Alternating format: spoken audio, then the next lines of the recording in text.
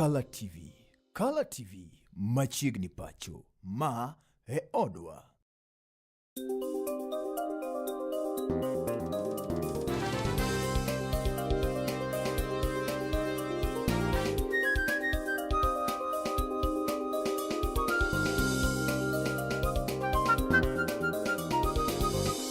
Ineno Color TV. Color TV machiegni pacho. Ma e odwa.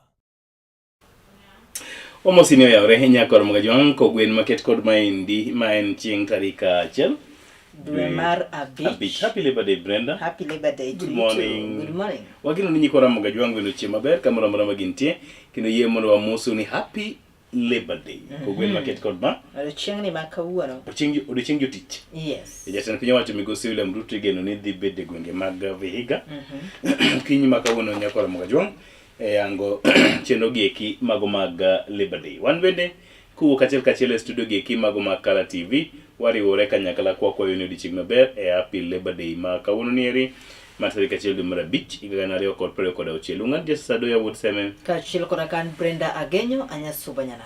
Kendo e Labor Day maket kono maendi wachako weche manyien kod lipot mabiro yango ni jatelo kata jakom noero mano mar IBC e pacho kaendi mano migosi Erastus Ethekon en jal masani koro oseyango ni duol noero mar yiero e pacho kaendi saendi koro osego okang' mar rieya maliche mokalo ahinya to kotenore koda chenro ma yande gin go mar ndiko joling' ombulu manyien e pacho kaendi. Ethekon koro yango ni chenro maket kod mabende oirumo mana ndalo machuok mokalo chien oneno ka jokenya mok tin ne milion 2 gi wiye koro nondikore kaka joling' ombulu manyien e pacho kaendi. Kata kamano jatelono koro yango ni thuolo maket kod mano en mano mabende koro pod dhi nyime e apises mopogore opogore mago mag ndiko ombulu e pacho kaendi ka bende oganda jokenya okwan ni kik gibed josamuoyo gidhi nyime kod ndikruok ka joling' ombulu e tesende mopogore opogore e pacho kaendi mangima. Ahinya to jende okwa ni gibed e mstari kata lai mbele e ndikruok mag ombulu maket kod mano.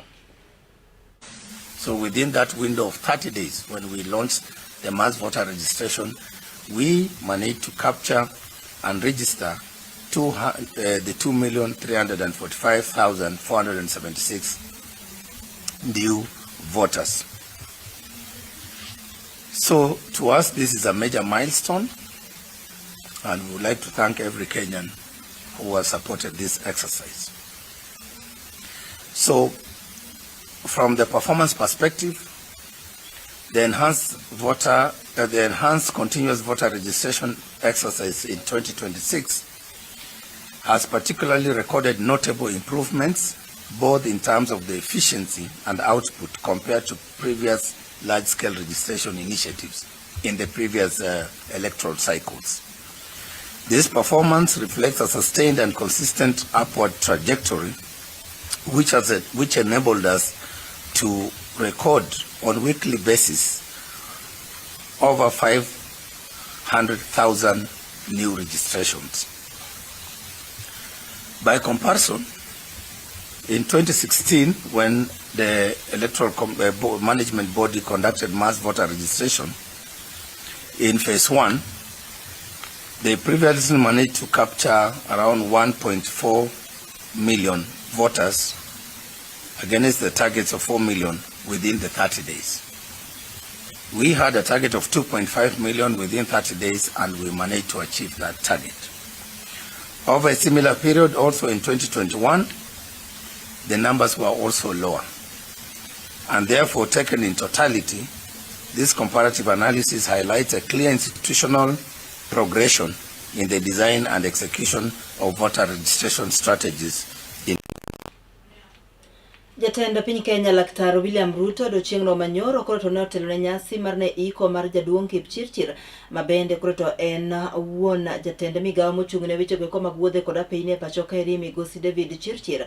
E nyasi nogo ke Ruto koro to nopako malich mokalo oganda mowuok e gwenge go mag Bomet mabende koro to wacho ni ok osebedo ka kelo koko kata tulo e pacho kae kendo gisebedo jogo mabende koro to ani osebedo ka kelo kwe mowinjore. Weche go ne osir koda ka jotelo mamoko mabiro no yuoro e nyasi achiel no kama oting'o jatend migawo mar arita maiye migosi Kipchumba Murkomen kaachiel koda ka jotelo mamoko.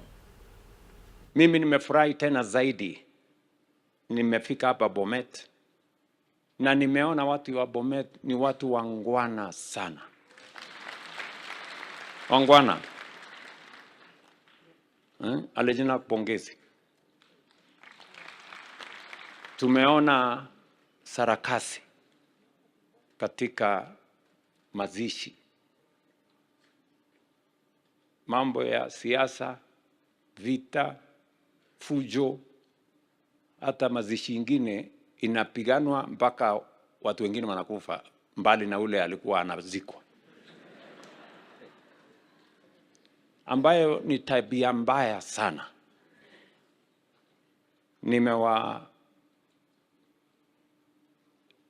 Heshimu watu wa Bomet. This is how it should be.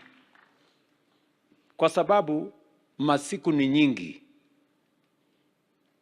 Iko Jumatatu, iko siku hiyo ingine, iko Wednesday, Thursday, Friday, mpaka siku ingine. Leo sio siku ya peke yake. Uweze kusema everything today. Hiyo unataka kusema ya siasa, pangia siku yake. Leo tumekuja hapa kusema maneno ya mzee Edwin na kusema Paul. That is how it should be. And I hope the rest of the places can learn from the people of Bomet. Getting a child, anybody can get. We have children, we get. Some of us run away from those children. But being a parent is a gift and it is a skill.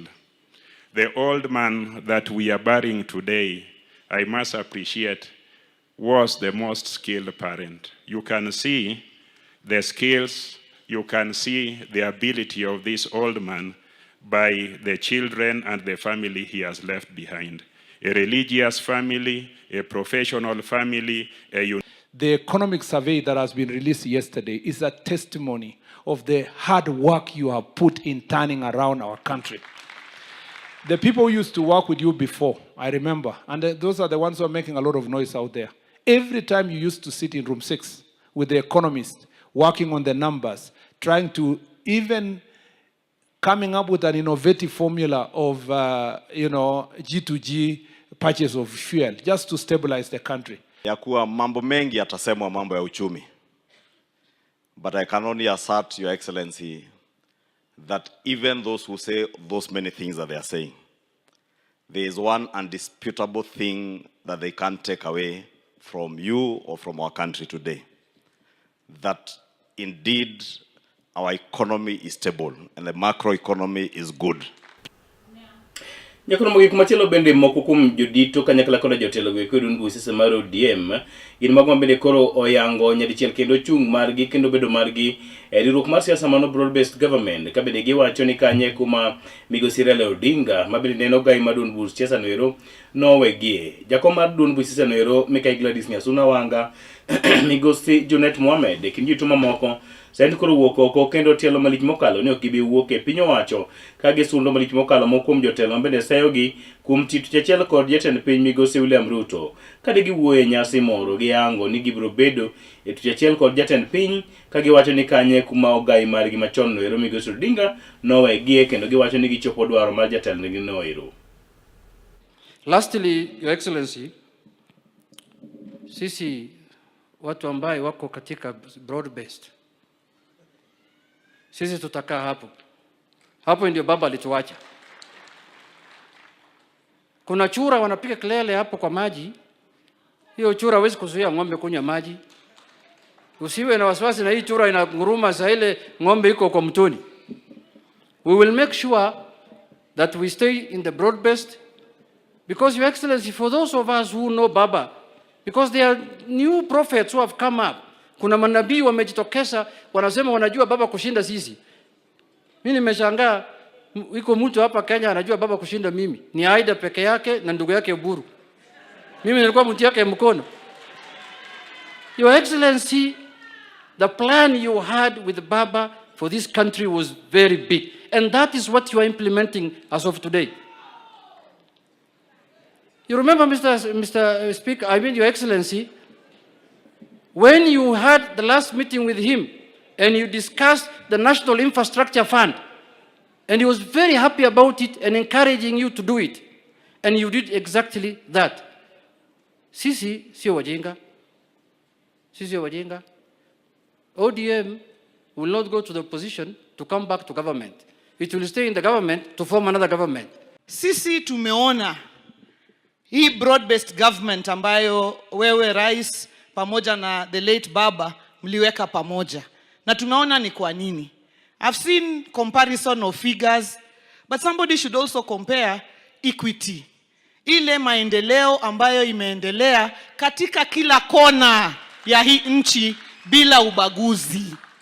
Na sisi hatuwezi uziwa ukabila, tuuziwe uoga, tuuziwe utangamano, separation and division of Kenyans, because the broad-based government under yourself and my party leader now, Dr. Oburu Oginga, ni kuweka wa Kenya pamoja, every Kenyan, leaving no Kenyan behind, kila Mkenya asonge mbele. Na sisi tuko hapo, as a government we know where we've come from, we know where we are, and we know where we are going.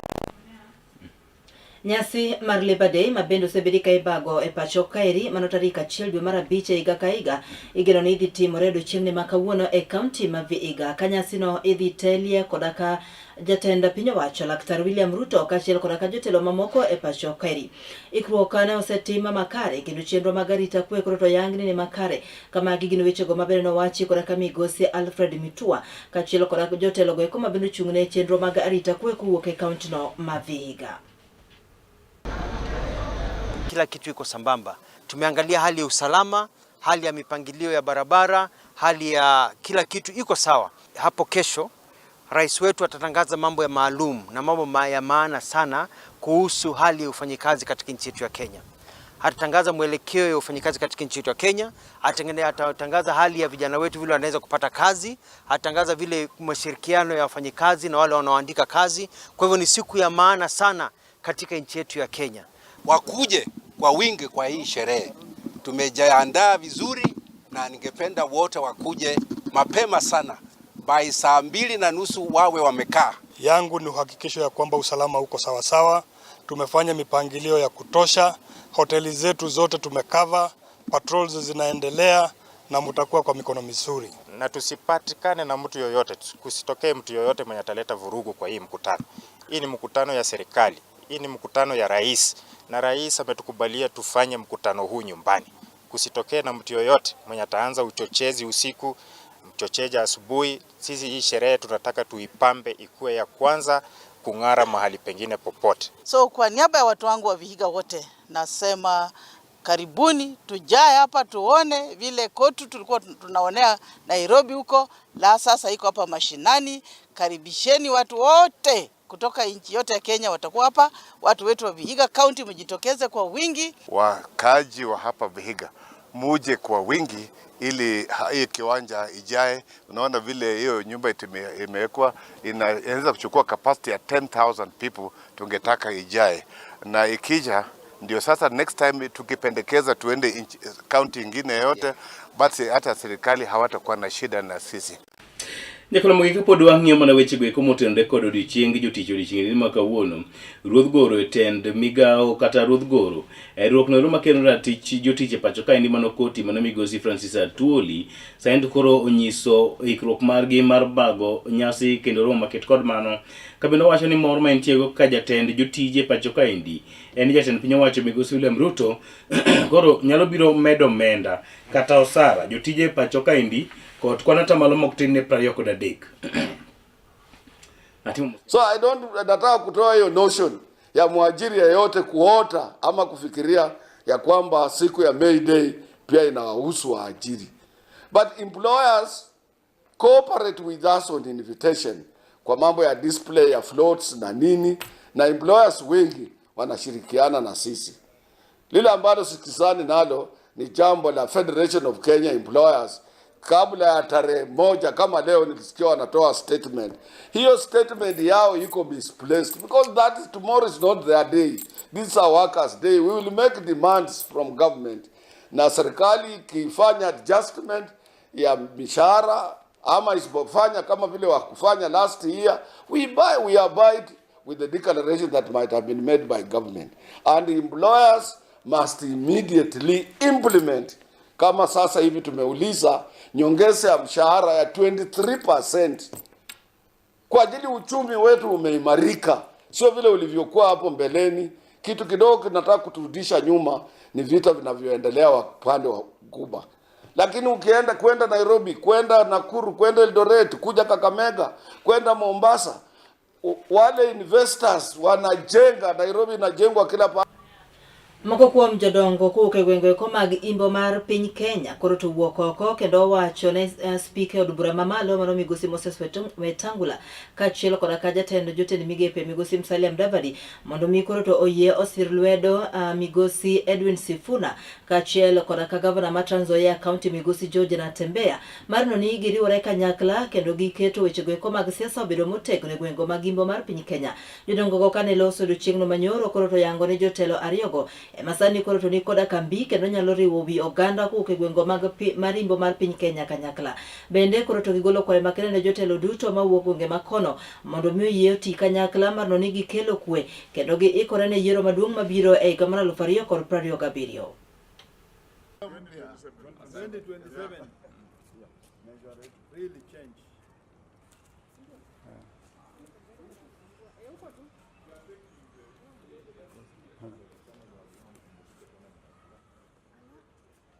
Tunataka kusupport governor wetu kiongozi wa Western ambao ni bwana governor Natembeya.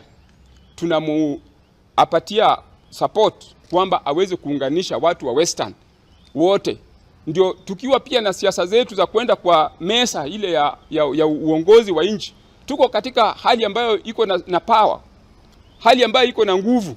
Ikiwa tumewachana wengine wanaenda huku tayari saa hizi unaona tuna mirengo mingi.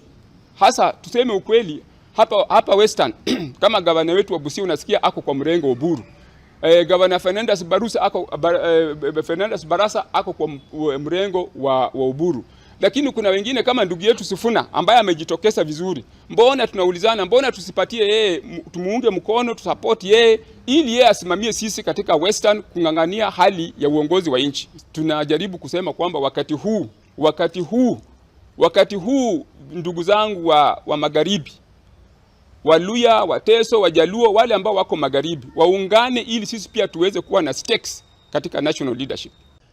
Kwanza ninataka kumshukuru bwana Natembeya kwa kutafuta unity ya watu wa Western ambao wamekuwa wakidharauliwa miaka yote.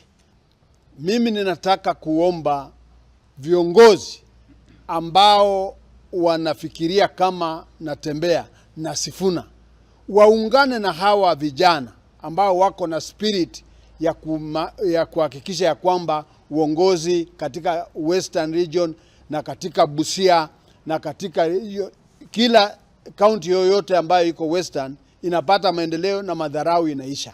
Natembeya mahali we iko, uliza mandugu zako wakina Mudavadi na Wetangula. Sasa wakuachie, wakuunge mkono, muje mtembee kila sehemu, muunganishe Waluya wawe na kura moja, sanduku moja ambayo itafanya tupate viongozi ambao tunataka. Ninataka wale watu wetu wasikie. Wetangula mahali yuko asikie. Mudavadi mahali yuko asikie. Sasa wasikuje eti wao ni viongozi wa Western 2027. Tunataka wakuje wakisema wanaunga vijana wetu mkono, Sifuna na Natembeya mkono. Sio hao wawe mbele. Wamekuwa mbele miaka mingi, wameharibu kila kitu. Sasa hawa vijana wamekuja, muachie vijana hawa waongoze 2027. Sababu 2027 sasa ni mabadiliko. Nyakoro mogi weche ko mag somo gin mago mabende no dhi nyime kod roch na malich mokalo e skul secondary rumo gingo mabende yudore Suba South. Bang' kane jonyuol monjo skul no ero ka giwacho ni jatend skul no ero maduong' osebedo ka tiyo arietha kod omenda mag skul no ero kendo rocho chenro mopogore opogore mag skul achiel no ero magingo. Kane gimonjo skul maket kod mago jopuonji miche kod jonyuol miche kod michego eko koro ne wacho ni ok gibilinge kidego eko ma skul gino ero itiyogo marach kod japuonj maduong' no ero. Kata kamano duol no ero mandiko jopuonje tich e pacho kaendi TSC nowuok oko kendo kwayo jonyuol ni ka giyie to gibed kod oro kanyato kindegi eki mabende giyango ni gidonjre e wachno ero mar nono wachno matut kendo kelo kwe mosiko e skul no ero magingo.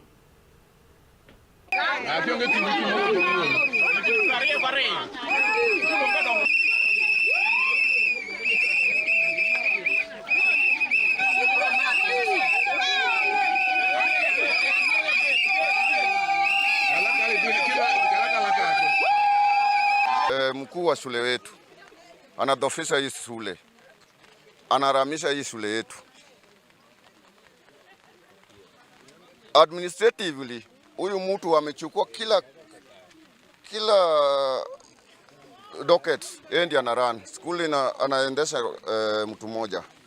Hapa tuko na senior teacher, haelewi shule inaendelea namna gani. Tuko na deputy principal, hata alimchokeza mpaka akatoka mwenyewe akaenda kwa shule nyingine. Sasa ndio principal, ndio deputy, ndio senior teacher, ndio kila kitu.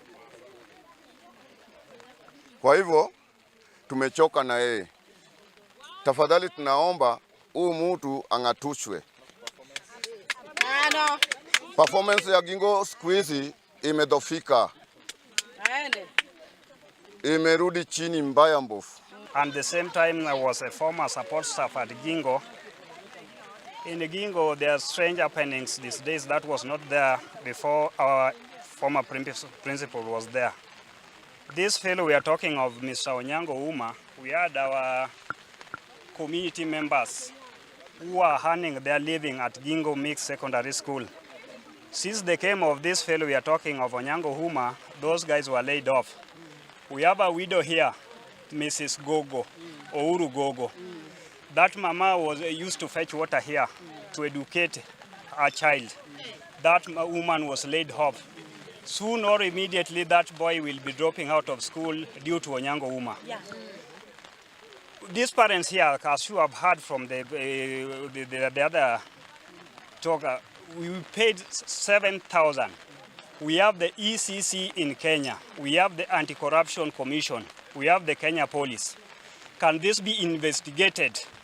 And this matters will be taken with the immediate effect. Can it be investigated if it's allowed in the curriculum, in the education sector, for the principal to collect 7,000 to steal exams for the students? The results was cancelled. That was the year 2024. The exams were cancelled. We didn't send even a single child to university. Out of over 100 students, none of them went to university. Come the year 2025, we only sent one out of 100 students. Because of the mismanagement of the school, we need this man to go with immediate effect. I want to appreciate, and I want to say that I'm really happy I've realized that you people, you have the school at heart. And right now, this one has been shown by what you have mentioned, your grievances to the Ministry of Education and even to the Teacher Service Commission. I have come here to represent our TSC Sub-County Director so that I can take and talk to you so that you can be helped. Your grievances have been heard. They have been received. They were written, they have been received, and therefore I want to assure you that our director is going to take action. Let us not demonstrate now. Let us not make noise around the school. It is not good to make noise around the school because the new principal cannot come today. The new principal will be posted. You know, you just said this thing just yesterday. There is no way you could have taken action overnight.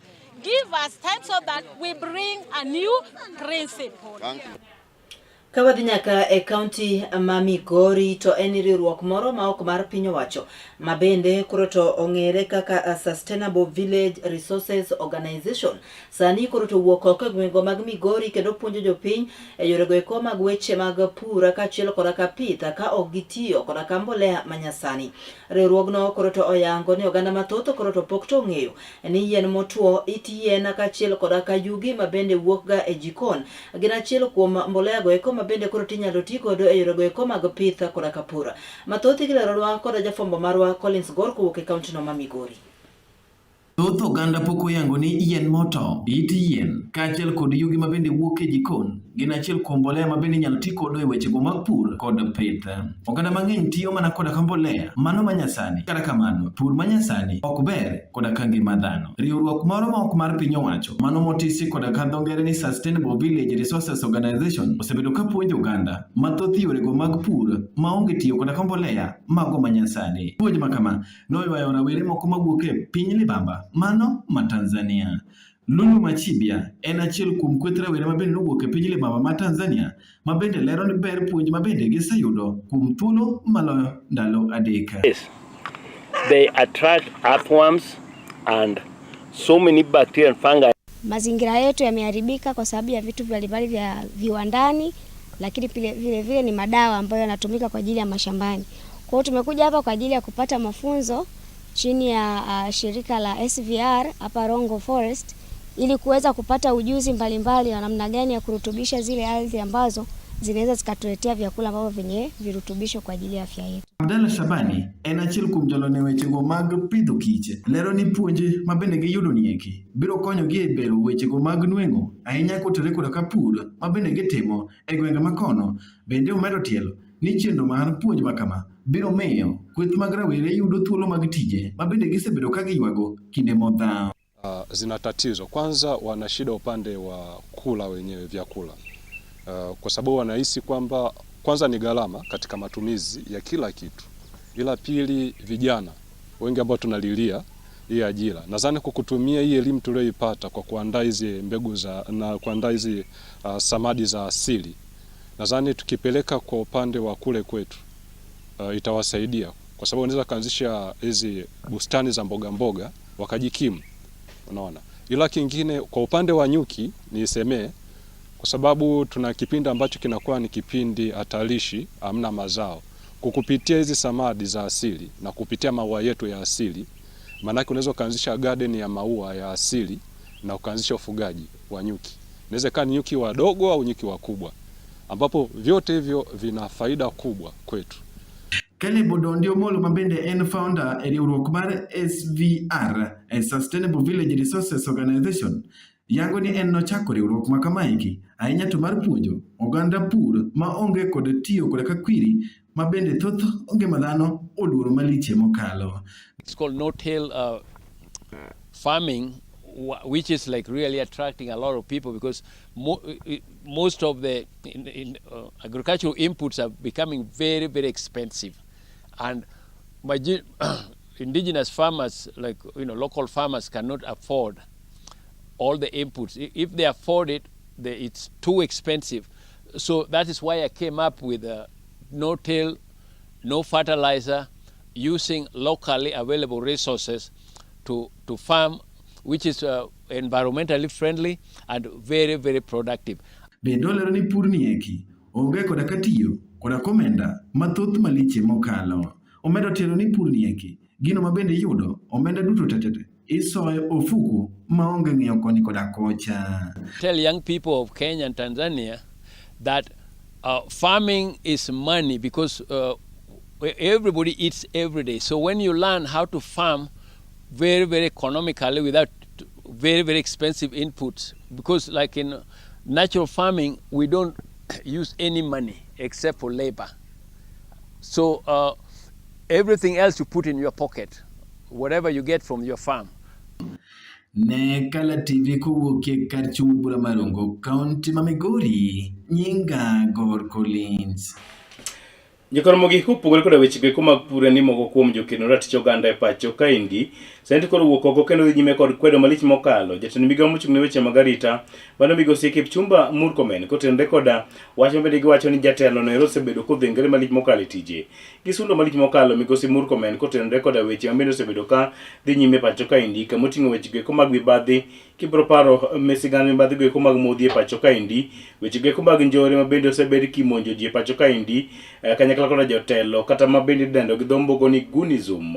Kabende sani koro gikwayo jatend piny migosi William Ruto ni koyie to onyal neno ni omanyo jatich machielo mabende nyalo tayo migawo no ero mar arita. Ka ikwa migosi Murkomen ni koyie koro gwe tao mondo mi owe thuolo no ero ne jal machielo mabende nyalo rito migawo no ero kod chia.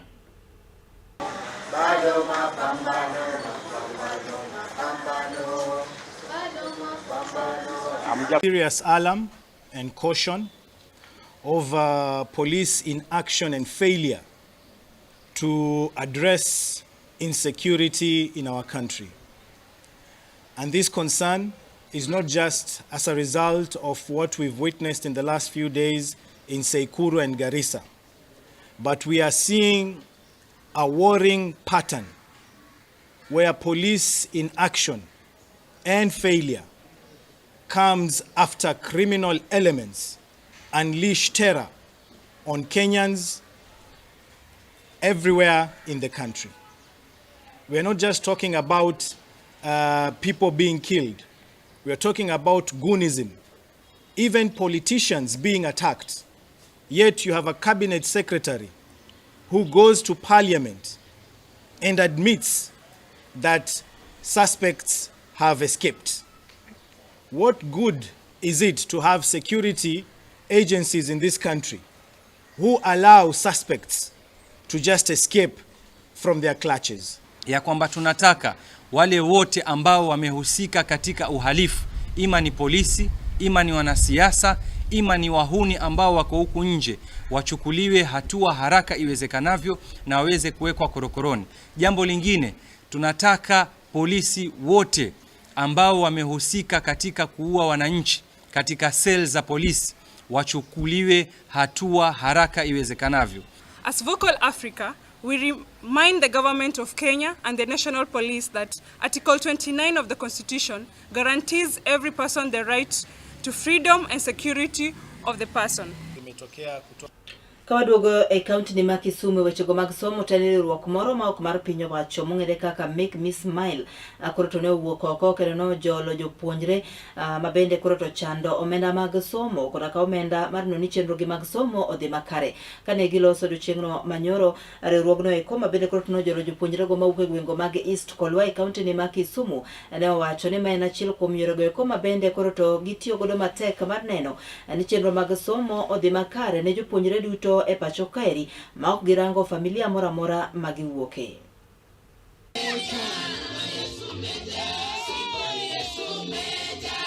Ne en chenro mabende nopong' kod mor gi ilo motamre mokalo e Kolwa East, Kisumu East Sub County e Kisumu County. Kidego eko ma migawo moro mok mar piny owacho mong'ere kaka Make Me Smile Kenya. Gikone to koro ne ok chako chenro moro mar goyo jek nyithindo go eko ma bende wuok Kolwa kono to samoro lwetgi nok e weche go eko mag somo. Laktar Simon Peter jateore tije Make Me Smile kono yango ber mar siro nyithindo maket kod maendi. The organization recognizes the work, the rationale, and why we need CHPs in our communities.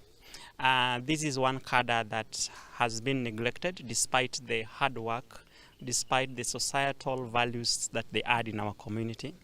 And it was just wise for this organization to consider the CHPs. They have been at the forefront on matters education. Kabende, migosi Simon Peter ne okawo thuolo maket kod maendi e lero ber mar chenro ma Make Me Smile Kenya koro chako e jolo som nyithindo e pacho kaendi. Thank you so much. Education is holistic. So while the government could be supporting the tuition, but we have some other parental responsibilities. So this white envelope basically will support parental responsibilities, including transport. Learners that are going to day schools need support in terms of fare to school. They need to eat also. They need to buy some scholastic materials. So the white envelope is also as holistic as education. Bende jatelo no ero notiyo kod thuolo maket kod maendi e golo kwayo ne jotelo e pacho kaendi kanyakla koda migepe mopogore opogore ni kaber to giwuog oko ginyal jolo som nyithindo gwenge kima Nyanza kod pacho kaendi mangima. Focus currently as schools open should be education, education and education. The priority at the moment must be education. We must ensure that our learners are in school because they should be in school. Moko kuom jonyuol mabende apgi no leng'ore kendo noyudo sir maket kod maendi bende otiyo kod thuolo maket kod ma e chiwo erokamano margi kotenore koda mich mabende nochwal negi go eko. Abiro kae mondo agone Nyasaye erokamano kuom ng'wono ma Dr. Simon otimonwa. Wagone erokamano nikech oparo nyithindo seche mane koro nyithindo dok school. Omiyowa back to school voucher kendo nyithindo dhi dok school. At least reduce no burden mar bedo a parent. Agone ni erokamano kuom paro wa kendo osebedo koparo nyithind kiye, osebedo koparo mond liete matindo mane dierwa ka, kendo osebedo koparo ji duto. Awakwaye ni mondo med paro wa kendo mondo nyithindwa bede school with a lot of ease. Ago erokamano maduong' ahinya ne Simon Peter kuom gimotimonwa kendo gimokelonwa mondo wadhi watergo nyithindwa skul. Ok adwa wacho mang'eny, tich mosetie gweng'wa kanenore, to ka en gi lek no onyalo tiyonwa. To sani ochaka wuoth, ne akwaye ni owuothe nyaka skul Anywang' mondo ne kaka piny chalo mabiro miye oti kaka jatelo ma wadwa keto e kom. Mokwongo wan loka wa Anywang' kocha wachalo jomodak e bungu, wan e pi malich, to kochako wuoth nodwa neno kuonde go, chak wuoth mondo ne kuonde go, mondo ng'i, mondo biro ne kuonde modwa tiye, wan kode e seche duto te. Ero kamano, Nyasaye ogwedhe kudok. Nekala TV koke Kisumu County and Justus Adoyo. Nyakala mogik nego gomo kuom jopur mabende wuok Northwest e Kisumu West Sub County. Kisumu County ginwago mabende koro nokwanyo were banka MCA gwenge ko makono koro ne jologi kod mwandu mopogore opogore mabende ginyalo jologo weche gi mag pur e gwenge ko makono. Kamoting'o mwandu gwenge ko makuyo pie puothe mopogore opogore gurwe mok tin 18 mag wakeini gwenge ko mabende timo tije gwenge ko mag pur koro nonyiso mor margi bang' kano chwalnegi mwandu maket kod magi. Giwacho ni gintie kod geno ni mwandu maket kod mago koro nyalo biro konyogi eno ni gibedo kod chiemo makare nyato ko gineno ni giketo maino margi wechego ko mag pur kendo bero ngimagi e gwenge ko makono. Oganda go eko koro kwa ni ka giyie to giti maber kod mwandu maket kod mago. Iluonga ni Moche Makeno Uko ma West Kisumu Ward. Kelo ne jogo ma timo pur dala waka mane ward ma wantiere ni endi gen grube 18. Grube 18 gi wakelo negi pumps magoyo pi e puothe. Pumps gi endi ne watimo kaluwore gi public participation mane watimo kendo kane watero gi kamonego beni tero gi office mar governor no puodho ni en gima kare mondo mano timre. Pumps gi dhi konyo ogandawa, achiel dhi miyo mondo mi koro pur margi omedre, mar adek, mar ariyo dhi miyo gi gin bende gibed jachir kuom gino magitimo. Malich mogik en rito pump en kuom oganda momi pump. Gino koro ken mar county, wan wasemiyou kaka oganda. Daniel Mbogo Winga, I'm the Assistant Chief Mar North Kapunja. North Kapunja sub-location is one of the sub-locations of Manyien Westward. Westward nigi sub-locations a beach. Pumps gi nebedo distributed along groups mani odak River Migada. Anya wacho ni it's a noble idea, it's a good idea nikech youths dhi yudo gima nyalo timo. Nikech pile mang'eny ni an idle mind is a devil workshop. And seche ma groups oyudo pumps, nyiso ni ka en pidho vegetables, all types of vegetables. Gibiro pidho kata koth chwe, kata chieng' rieny. And mano be biro boost economy margi nikech yudo ka koro tenda mag alot manie skunde gi ginyalo apply kendo ginyalo yudo. To bende biro konya nikech iwacho ni ot ma chiemo nitie ka pesa nitie, weche mag dhaw masani wawinjo kon gi koni cha dhi reduce. Wamor kaka joma mine kendo wadwa puro matek, wapura lode. Wabiro konyo nyaka jowetewa be maonge go mondo mi ji oyud chiemo maromre. Pap momiwa ni ok en mar ng'ata ng'ata, pap ni en mar group, wanya konyo go individual joka puonja te. Kidwaro gimoro tibiro kawo pap through group, wakonyi gi pump. Erokamano ne jo county kuom kelo dongruok maberni. Jatend jotend migepe migosi Musalia Mudavadi koro to wuok oko kendo golo kwayo makende ne apisas mag piny owacho mondo mi koro to yie oti maber ne oganda ma pacho kaeri kendo ginene gichopo kare singo magi ne oganda ma pacho ka. Jatelo kane loso koro to yango ni ok en sechego monego bed ni jotelo go koro to donjore wechego mag siasa to ginene gikuong giwuok oko kendo gitiyo makare mar kelo dongruok ma owinjore e gwenge duto e pacho ka. The social contract between His Excellency President William Ruto's administration and the people of Kenya is realized. The better objectives of lowering the cost of living, increasing employment, expanding the tax base, and improving foreign exchange and driving inclusive growth should remain our guiding principles. These are the parameters that Kenyans will use to judge this administration's performance and cast their vote come ballot day in August 2027. Ladies and gentlemen, you realize that you are the engine room of better.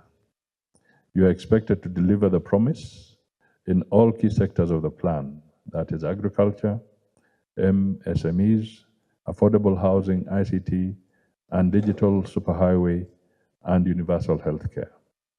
As implementers of the plan, we must stay the course and deliver them. We all know that a sick child can't heal on promises. Jobs cannot be created on just talk.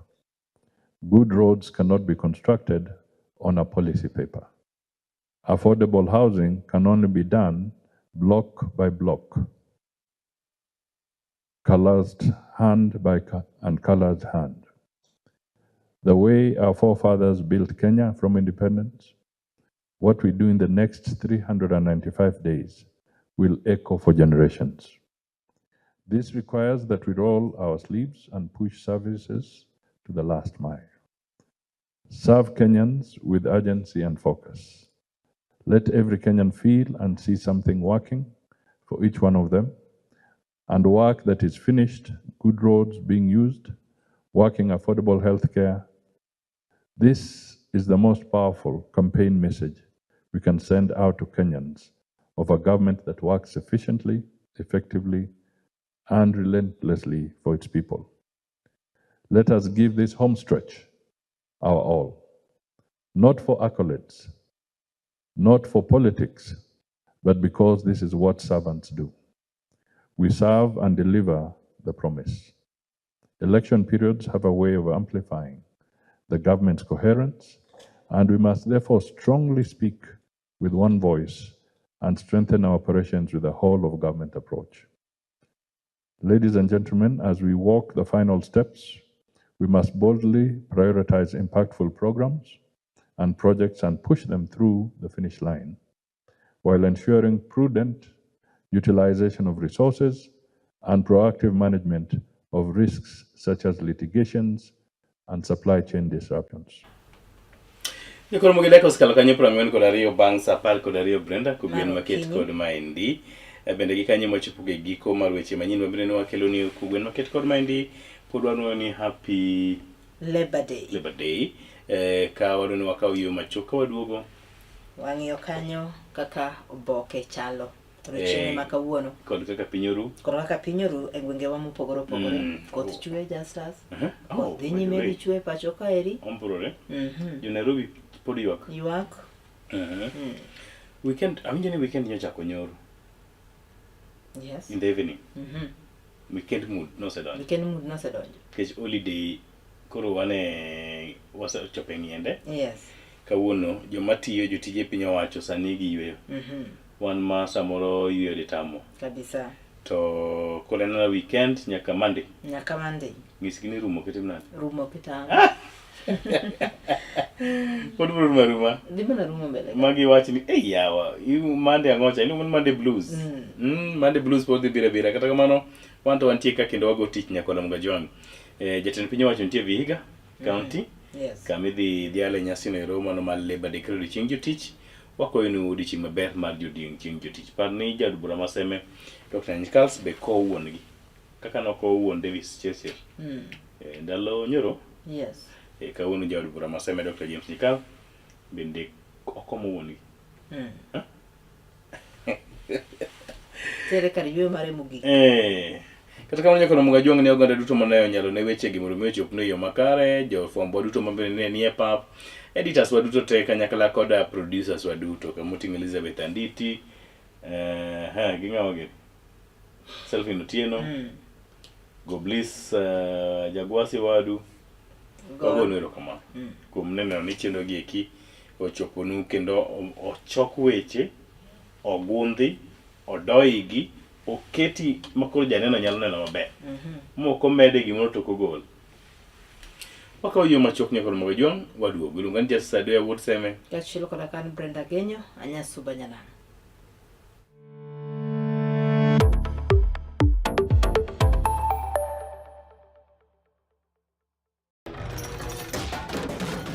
Tok bedo kod odiochieng' marabora e sikunde ka iduogo pacho, yud thuolo mar kweyo pachi kendo bedo gi mor e chenro mar Bang School. Chenro mar Bang School chakore sa 10:30 ma midhiambo nyaka sa 11 ma midhiambo. Kama inene katun mamori, ipuonjori weche mathoth, ibedo kod mor gi nyiero motimo Cathedral. Kik bai, Bang School chenro manigi mor lilo ne nyithindo duto. Kala TV, machiegni pacho, ma e odwa.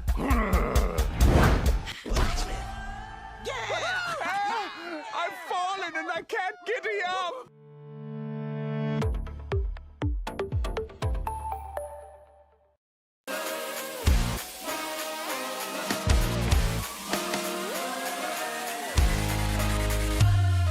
Komuch to wan kode duoko mag tuke mopogore opogore, jotugo motimogi, kuonde magitimogie, to gin tuke magi mabiro.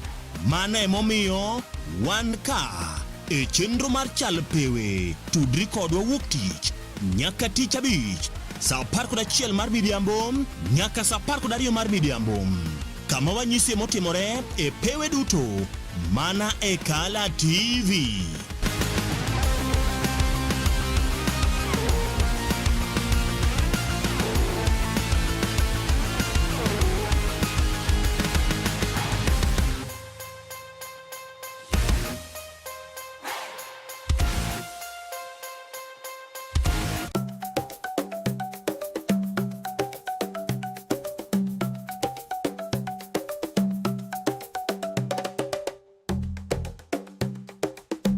Be isegombo ng'eyo kit tedo chiemo ma opogore opogore, obed chiemo manyasani kata manyachon, machalo aliya, aluru, obambo, to kod mamoko mathoth. Machiegni tet manimba, chenro miyudo tiegruok mathoth e weche mag jikon. Waseso jikondi kod chiemo mamit mit mawuoyi kinang'o lith lweti. Kochakore crepes, cookies, ring abula, samosa molos e rang'iny mamalo man kod ndhadhu mamit miwuoro e kind chiemo mamoko mathoth. Arni wapuonji loso nyaka kit math mamoko mayom kaka cocktail kod smoothies matieko riyo. Kik bayi, tudi koda juma ka juma mondo wated kanyakla. Chieng' tich ang'wen, chakre saa 5:30 nyaka saa 6 mar odiechieng'. Tet manimba, duoko duto ne penjo mag jikondi.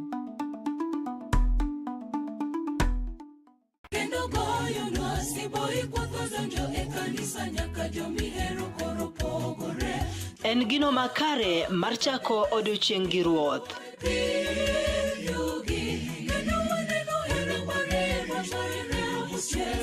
Ka igwedhori gi wendego mag pak masudi machiegni gi ruodhi.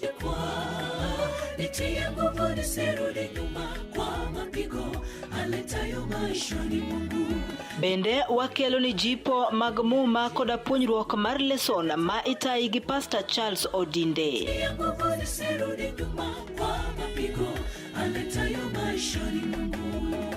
Riuri koda an Brenda Agenyo Nyasuba Nyanam e chenro mar sabato maler ngeso ka ngeso chakre saa 12 mar okinyi nyaka saa 3 okinyi, to mana e wang' jowi mar Kala TV nikech ma e odwa.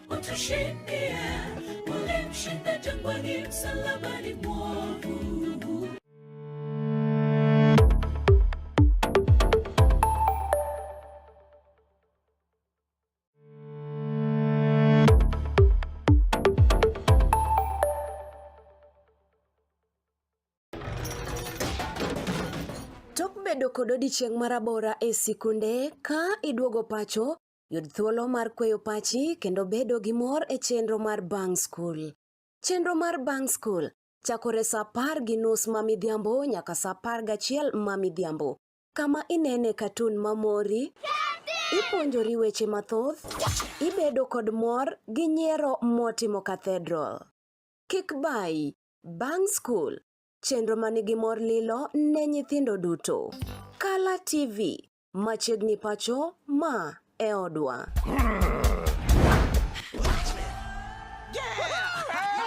I've fallen and I can't get up.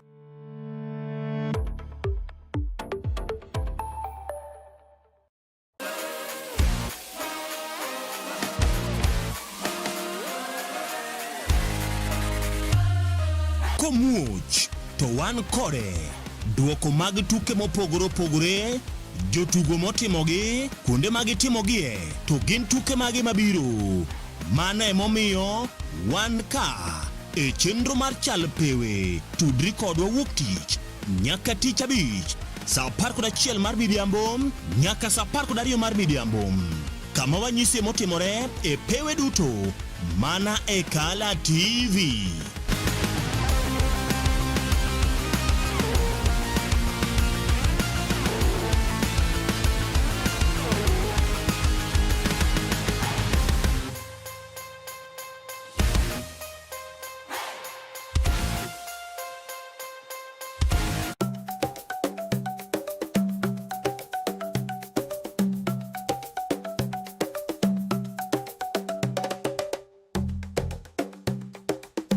Be isegombo ng'eyo kit tedo chiemo ma opogore opogore, obed chiemo manyasani kata manyachon, machalo aliya, aluru, obambo, to kod mamoko mathoth. Machiegni tet manimba, chenro miyudo tiegruok mathoth e weche mag jikon. Waseso jikondi kod chiemo mamit mit mawuoyi kinang'o lith lweti. Kochakore crips, cookies, ring abula, samosa molose rang'iny mamalo man kod ndhadhu mamit miwuoro e kind chiemo mamoko mathoth. Arni wapuonji loso nyaka kit math mamoko mayom kaka cocktail kod smoothies matieko riyo. Kik bayi, tudi koda juma ka juma mondo wated kanyakla. Chieng' tich ang'wen, chakre saa 5:30 nyaka saa 6 mar odiechieng'. Tet manimba, duoko duto ne penjo mag jikondi.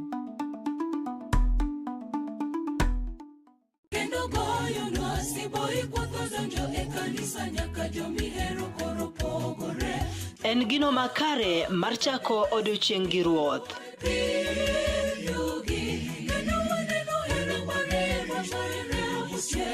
Ka igwedhori gi wendego mag pak masudi machiegni gi ruodhi.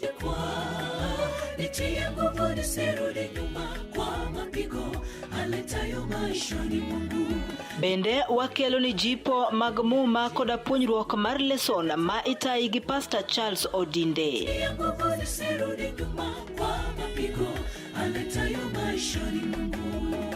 Riuri koda an Brenda Agenyo Nyasuba Nyanam e chenro mar sabato maler ngeso ka ngeso chakre saa 12 mar okinyi nyaka saa 3 okinyi to mana e wang' jowi mar Kala TV nikech ma e odwa.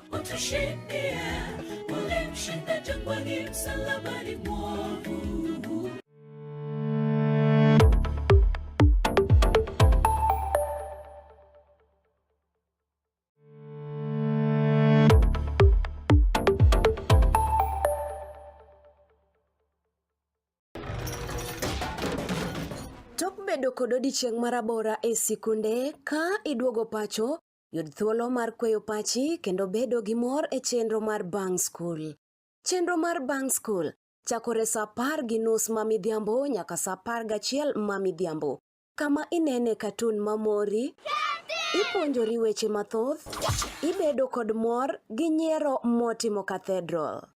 Kik bayi, Bang School chenro manigi mor lilo ne nyithindo duto. Kala TV, machiegni pacho ma e odwa.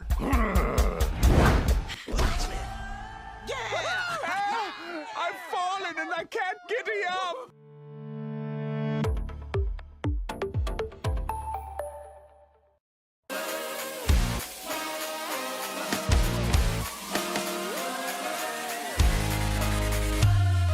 Komuch to wan kode duoko mag tuke mopogore opogore, jotugo motimogi, kuonde magitimogie, to gin tuke magi mabiro. Mano emomiyo wan ka e chenro mar chal pewe, tudri kodwa wuok tich nyaka tich abich saa 11 mar midhiambo nyaka saa 12 mar midhiambo. Kama wanyisi motimore e pewe duto mana e Kala TV.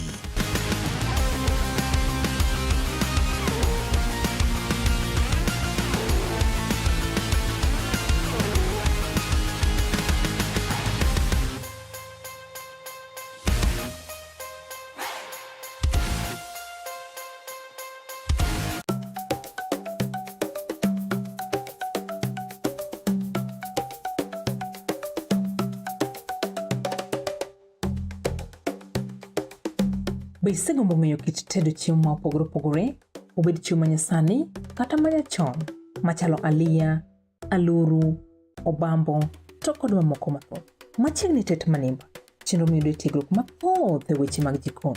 Waseso jikondi kod chiemo mamit mawiki nang'o lith lweti. Kochakore crips, cookies, ring abula, samosa molose rang'iny mamalo man kod ndhadhu mamit miwuoro e kind chiemo mamoko mathoth. Par ni wapuonji loso nyaka kit math mamoko mayom kaka cocktail kod smoothies matieko riyo. Kik bayi, tudi koda juma ka juma mondo wated kanyakla. Chieng' tich ang'wen, chakre saa 5:30 nyaka saa 6 mar odiechieng'. Tet manimba, duoko duto ne penjo mag jikondi.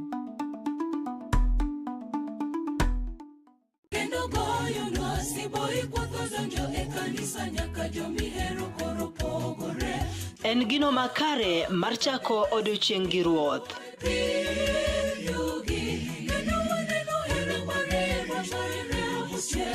Ka igwedhori gi wendego mag pak masudi machiegni gi ruodhi.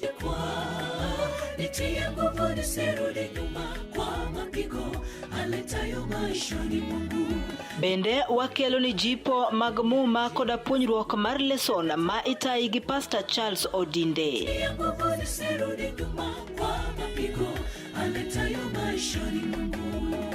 Riuri koda an Brenda Agenyo Nyasuba Nyanam e chenro mar sabato maler ngeso ka ngeso chakre saa 12 mar okinyi nyaka saa 3 okinyi to mana e wang' jowi mar Kala TV nikech ma e odwa.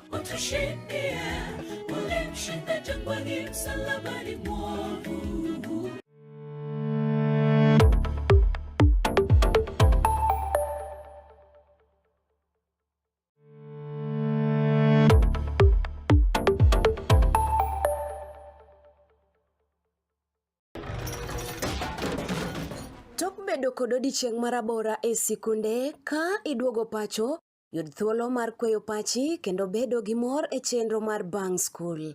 Chenro mar Bang School chakore saa 10:30 mamidhiambo nyaka saa 11 mamidhiambo. Kama inene katun mamori, ipuonjori weche mathoth, ibedo kod mor gi nyiero motimo cathedral.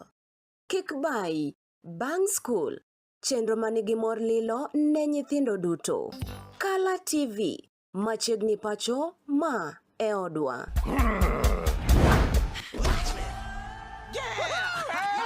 I've fallen and I can't get up.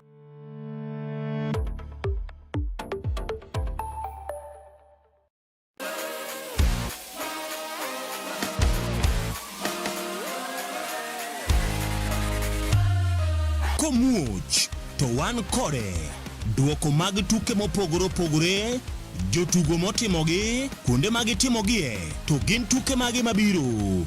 Mano emomiyo wan ka e chenro mar chal pewe, tudri kodwa wuok tich nyaka tich abich saa 11 mar midhiambo nyaka saa 12 mar midhiambo. Kama wanyise motimore e pewe duto mana e Kala TV.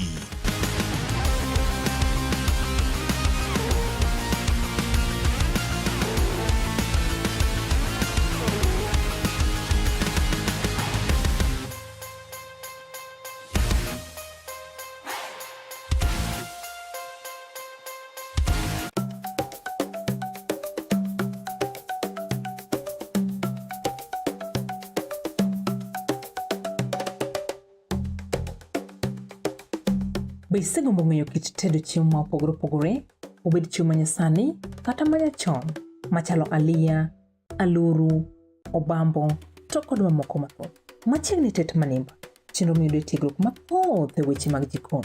Waseso jikondi kod chiemo mamit mawiki nang'o lith lweti. Kochakore crips, cookies, ring abula, samosa molose rang'iny mamalo man kod ndhadhu mamit miwuoro e kind chiemo mamoko mathoth. Par ni wapuonji loso nyaka kit math mamoko mayom kaka cocktail kod smoothies matieko riyo. Kik bayi, tudi koda juma ka juma mondo wated kanyakla. Chieng' tich ang'wen, chakre saa 5:30 nyaka saa 6 mar odiechieng'. Tet manimba, duoko duto ne penjo mag jikondi.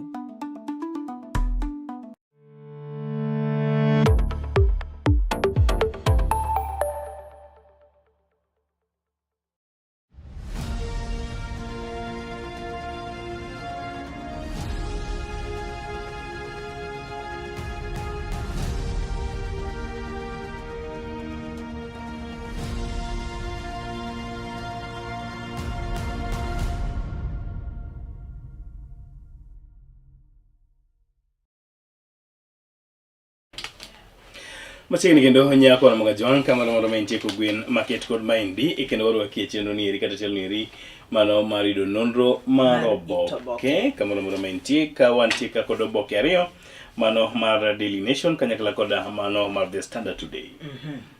Ka wadwani mondo mi wang'igi kanyo mapiyo piyo deko sikalo kanya achiel bang' sa achiel Mokinyi ma kawuono nyako na mga jwan. Oboke nende mar Daily Nation, Brenda, wach ma odhi nyime kanyo wacho nang'o? Wacho kanyo ni school fees scandal. Arrears. Principals say government owes secondary school 122 billion since 2018.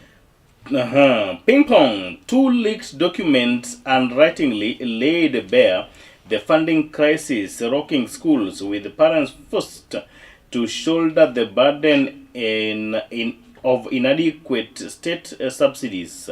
Critics cited the allocation to primary schools detailed in an official circular as an illustration of the peanuts the government wires to public schools, which in turn resorts to ripping of parents.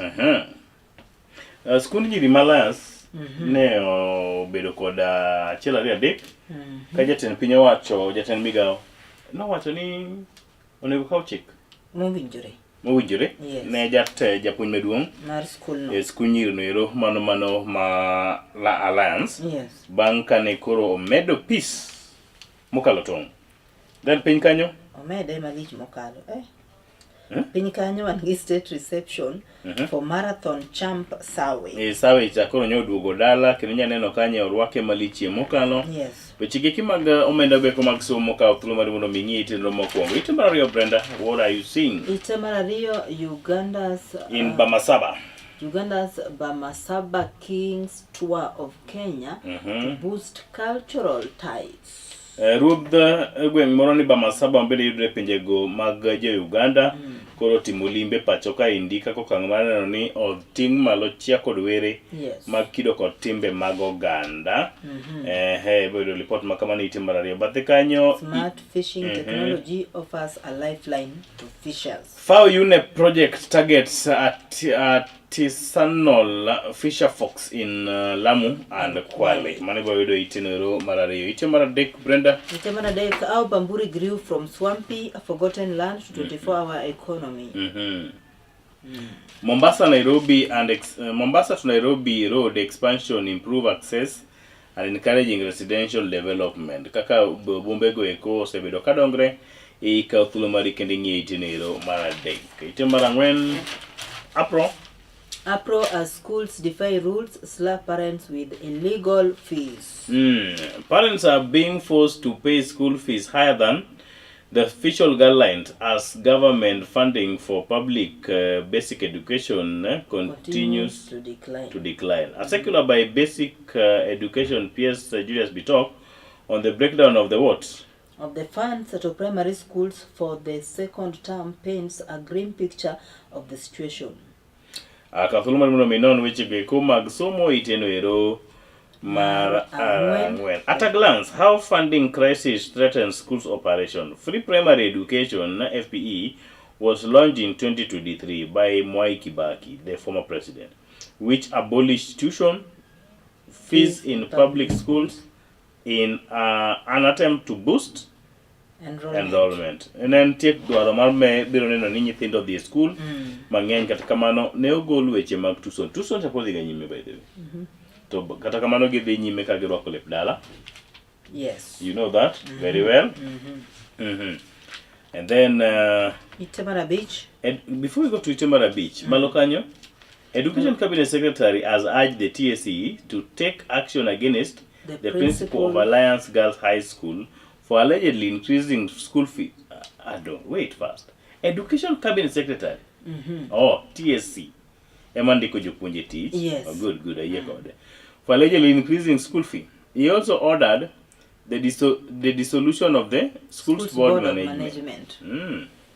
But just as they added it like times 2 from 58,000 to 120 plus. That was too much. That was too much. Like kama double the fee. Okay. Atange adna maybe 10 winjire ya. Joko fwenyre ahinya, doko bedo wach. Omede ahinya. Ose ni kata kikwalo tikwalo matin tin. Ok ijuk dichiel. Ite mara auchiel? Ite mara auchiel wacho kendo why malaria cases have gone up. Health, the General Official Development Assistant for Health has fallen drastically. Yawa, jago picha. Inye kumimba mon. Ahno. Karbet. Karbet neno matek to jago picha bogo te. Yawa. Receive the malaria vaccine. Weche mang'eny ji jomtadombe. Then ite mara biro nyakoro mga jong IBC registered 2.6 million voters as announced listing and ends. Wach IBC mabende sani koro sego toche piny kendo ndiko jogombulu moktini milion 2 sani koro ntie piny kanyo ntie wach momako wangi kama ikete lweti no. Rape case and now murder probe the Tony Lwal puzzle. To friends and family, Tony Odhiambo Lwal is a university dropout who made lemonade out of lemons by minting enough money online to sustain a flashy lifestyle in Nairobi, Kilimani Estate. Lwal, a relative, told the Nation yesterday he dropped out of Jaramogi Oginga Odinga University of Science and Technology, where he was pursuing a degree in actuarial science to venture into business and politics. At his age, a relative said the last-born son in the family of 3 has done well for himself in life and is hardworking, affairable, and generous to a fault. But to the police, Lwal is a person of interest who cannot be released from custody until investigation into the death of a 22-year-old Consolata Gidinji is completed. You heard about the story? Yes. Now, duoko mar bero no nyiso ni before na nyadendi no luar piny. Donge Odhiambo no wacho ni no chikore kende no commit suicide. Yes. So duoko nyiso ni before no luar piny ne nigi some injuries. No broken hand, lwete no sego moto. Struggling. Plus tiende ne, plus wiye no sego already. Kakuzi, court a full detective to seed land. And then Itemara Boro, President reshapes Mount Kenya power base ahead of 2027. New Kindiki-led strategy seeks to counter Gachagwa's rising influence. Yes. Ndika koro jilaro ni ngamaen jagoro kata ruoth oganda ma iluongo nang'o Mount Kenya kocha. Ite mar 9 entie lendo. Ite mar 10 wanakanyo gi weche go mag doho. Justice Owasame's rise fueled by reform record and integrity. Poti pak ne Justice Owasame.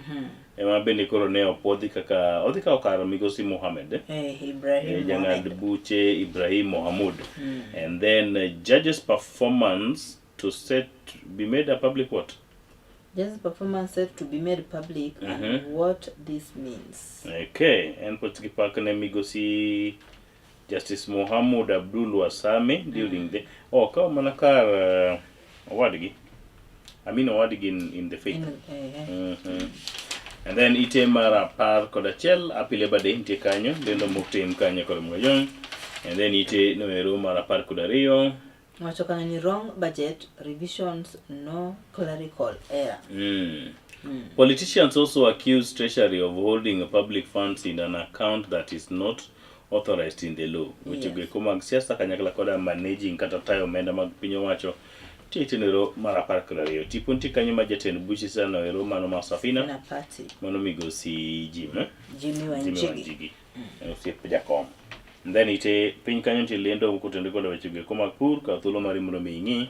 And then ite mara par kodadek pa josomo kod pa jondiko. Ite mara par kodang'wen olak. Pa josomo kod pa jondiko olak nyaka ite mara par kodang'wen. And then goro mar cartoon. Wacho kanyo ni same government friendly Labor Day dance. Mana tuoli miel malich mokalo. Truly have been there since I was an old person. Kendo yuko miel malich mokalo and doesn't get old. Inyiso kaka omiel. He's very old. He's old. Inyiso kaka omiel to jotend pinje osebedo ka omiel e nyimgi throughout. Throughout. Omiel e nyim Moi. Omiele nyim Kibaki. Omiele nyim Uhuru na Ruto. Okane Uhuru pinga. Moroko kotiniana. En Uhuru. Then Ruto emoroni. Oh. Koro. Okay, fine. The same friendly. They dance. And then Oboke mabalang ochakre mbele Kenya kod Mogojwang owacho weche go mag AI lony manyasani kod weche go mag science ka thuolo mar mondo mingi. And then weche go mag Kenya bende nitie mbele kanyo. Kod weche go mag tuke jogo mohero go punda. Oboku mar go punda nitie iye kanyo. Unyaka thuolo mar mondo mi uron weche makere kod magos. And then watch Saweja. Ite mara par kod abich kosakalo. And people's opinion. Pach oganda. Kutenre kod weche makere kumano ka thuolo mar mondo mingi. Eka ite mara par kod auchiel pach obok weche mane ondiki obok ma pacho kaendi. Sigana igirigero mokalo chien. Chieng' tarik 1 dwe mar abich higa 2009. Frustrations over the rising cost of living, job losses, low pay, and failed leadership come to a boil as workers disrupted the presidential Labor Day address delivered by Cabinet Minister John Munyesh. President Mwai Kibaki, Vice President Kalonzo Musyoka, and Prime Minister Raila Odinga gave the celebrations a miss. The workers, they didn't attend. The workers heckled and threw stones, forcing the minister to skip some section and eventually abandon his address. The workers then staged a walkout. Nano sigana kutenre koda wach mar Labor Day. Yes. I think it's still the same. Weche maguchumi podi nyoganda jo Kenya. Weche mangima matek podi nyoganda jo Kenya. But the kind of weche motimre counties.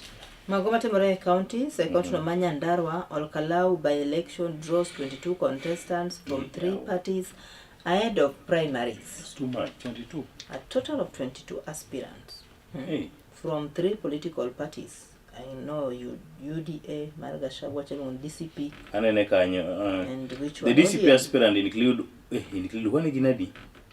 Wakili Kiragu Wathuka, Isaac Ndirangu, Kevin Ndungwa.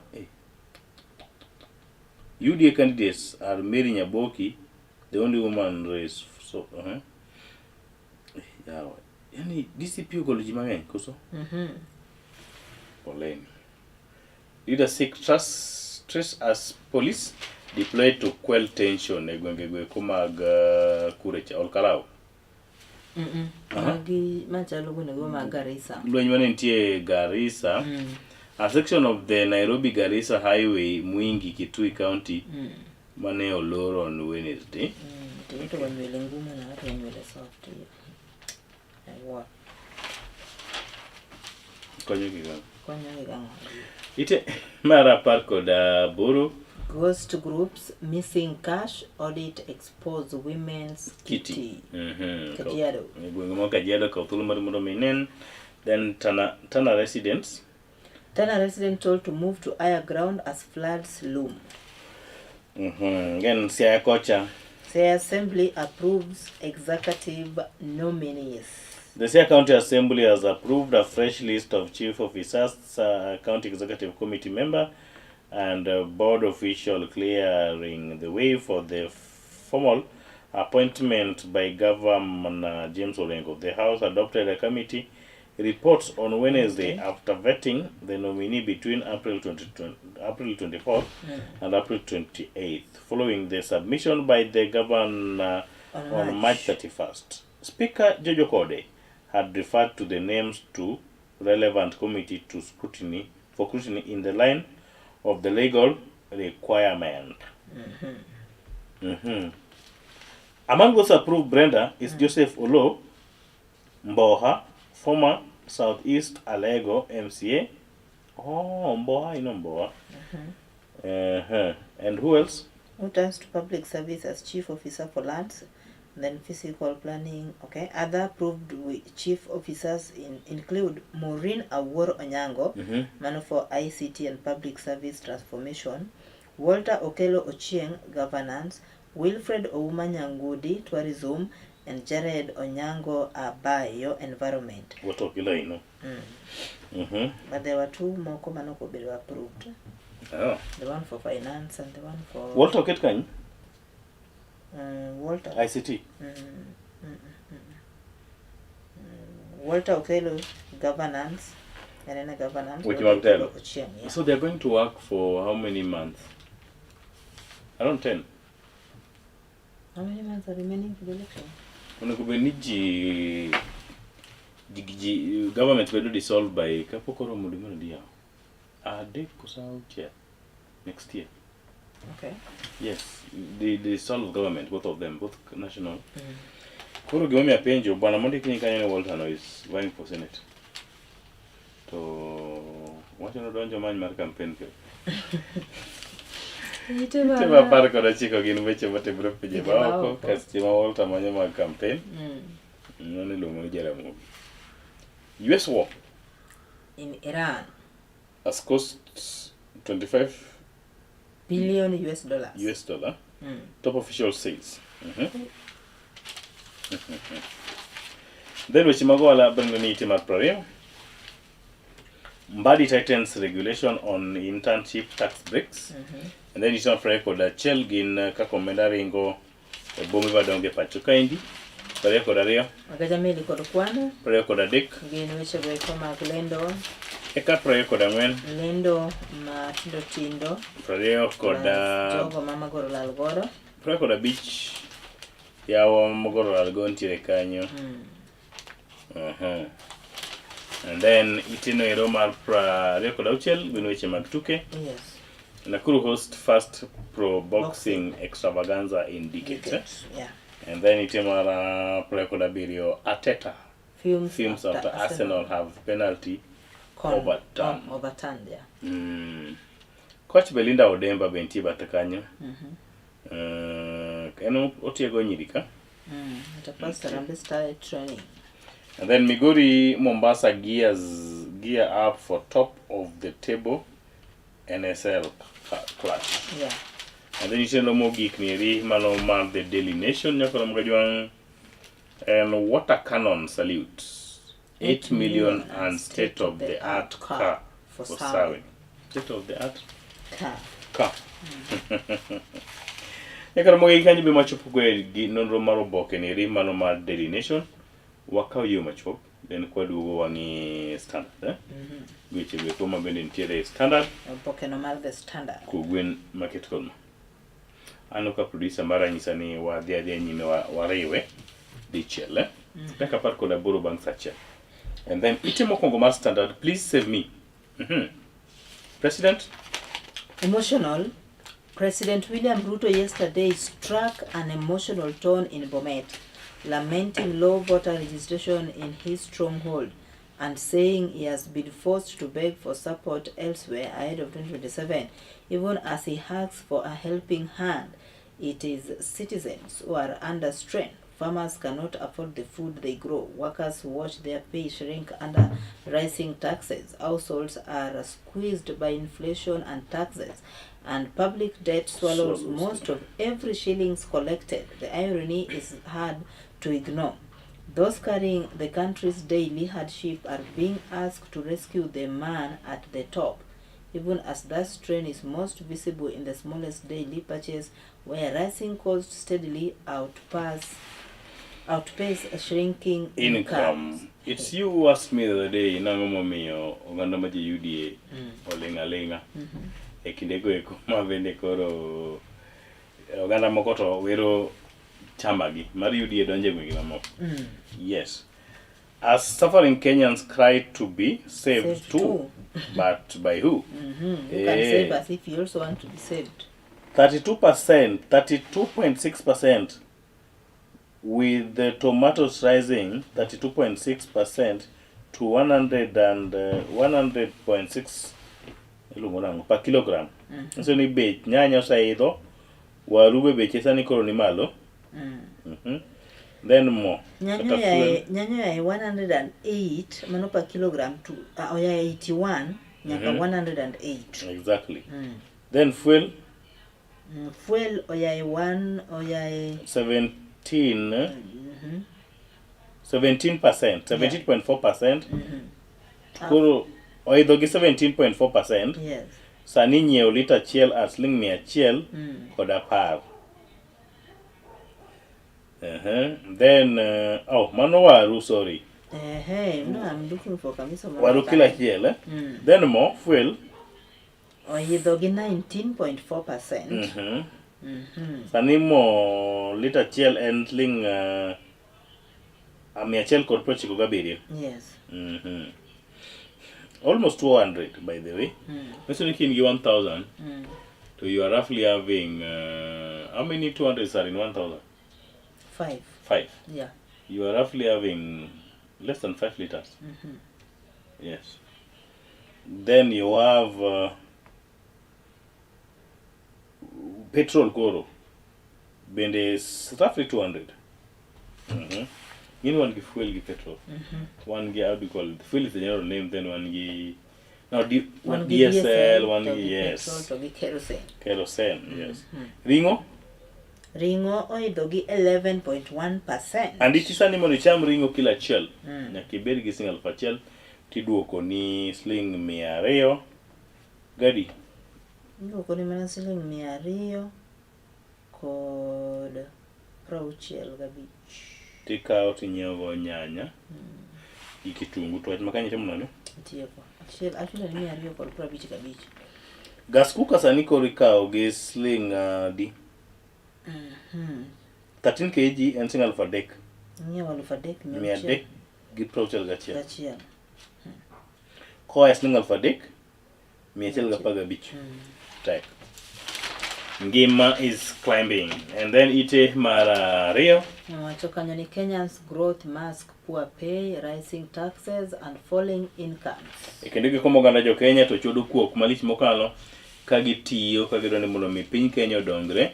Weche go mag Labor Day olake ite mara ariyo nyaka ite mara adek. And then nyaka ite no ero mara ang'wen. Unemployment crisis drives Kenyans into risky migration. Meso ni koso tiche pacho kaendi ema miyo oganda jo Kenya wuok e pacho ka kadhi e pinje maoko ka gidhi manyo tije go eko ma samoro keto ngimagi e andaki. Teachers lament poor pay and weak representation. Wingo no tayiego jo kupet jo nat jo kendo tij jopuonj gin jok mar easily compromised. Yes. Awacho ka chungi wi gorofa. Kidogo tu to giseloko pacho. Yes. Wer ma giwero koro giloko. Giloko. Atiche kantriendi. And then ite mara beach and Ruto laments of voter apathy in the Rift, a region backyard. Ruto wacho ni samoro oganda mawuok e gwenge samoro ok nyal biro gone ombulu maber. And then bathe kanyo Kenyans worse off than a year ago as inflation shoots up. Manyiso ni uchumi wa piny Kenya dhi mana nyime kod dhero kaka odiochieng' medo loko. Rising healthcare spending fails to heal a country on the sick bed. Weche mag ngima bende sani koro osedhiro piny Kenya kama rach malich mokalo. Som lipode go eko ite mara auchiel. Piny kanyo Unfavorable rain slowed down agriculture output to 3.1%. And then ite mara abiriyo, tourism rebounds with 2.5 million arrivals. Majority of the international visitors travel from Germany, Italy, UK and France. Mabiro pacho kaendi. Mondo miwaywa yude gikeni. And then ite mara aboro, Kalonzo links Kitui clashes to plot by state to delay general election. Hero. Hey, Kalonzo. Kalonzo where am I? Okay, fine. Let me not comment. Then Batakanyo special forces sent to Mwingi Garissa road to quell chaos. One of them. Then Pinyikanyo, Wajir on course to host Madaraka Day celebrations. State says.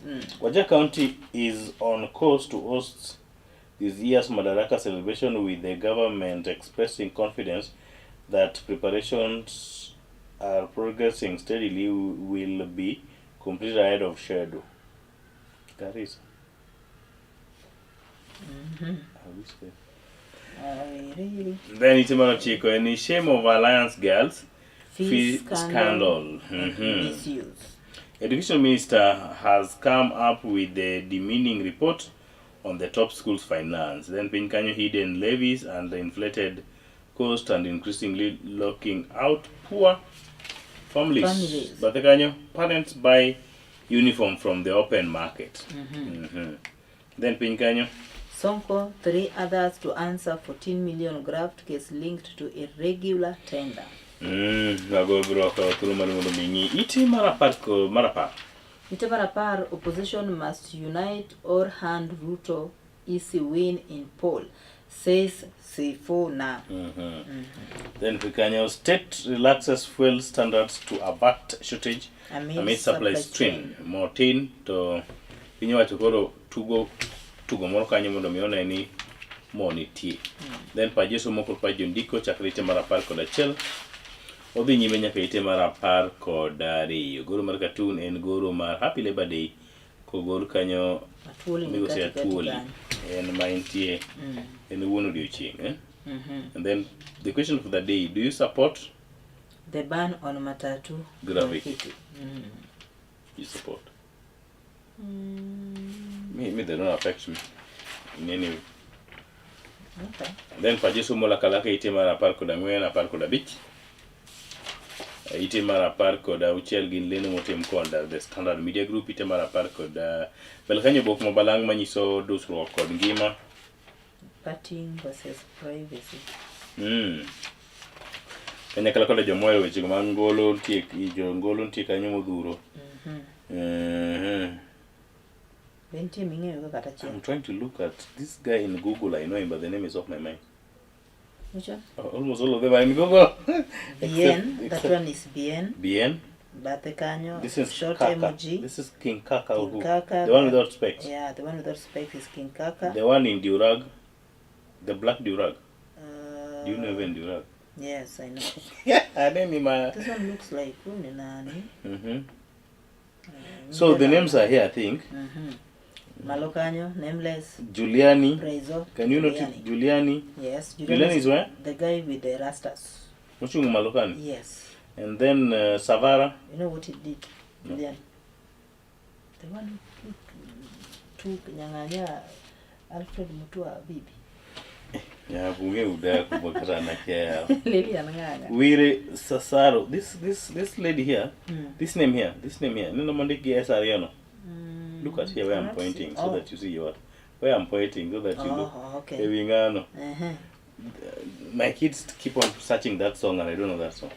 Koro in anen manaka watch ana so many Saru. Then one give Octopizo. Octopizo is the guy with the afro, the low guy. Where's the afro? Who raps? I don't know afro.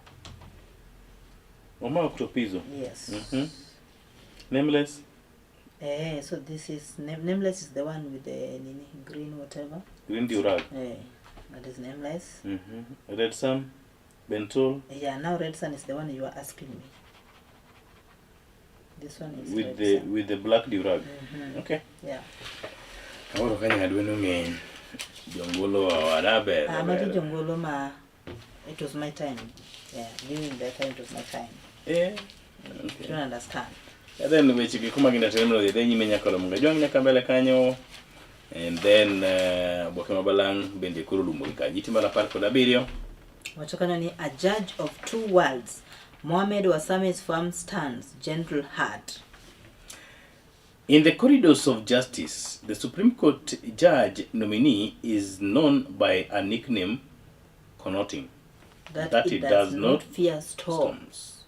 According to JSC data, in the 8 benches he sat with his colleagues, he posted an impressive output of more than 50%.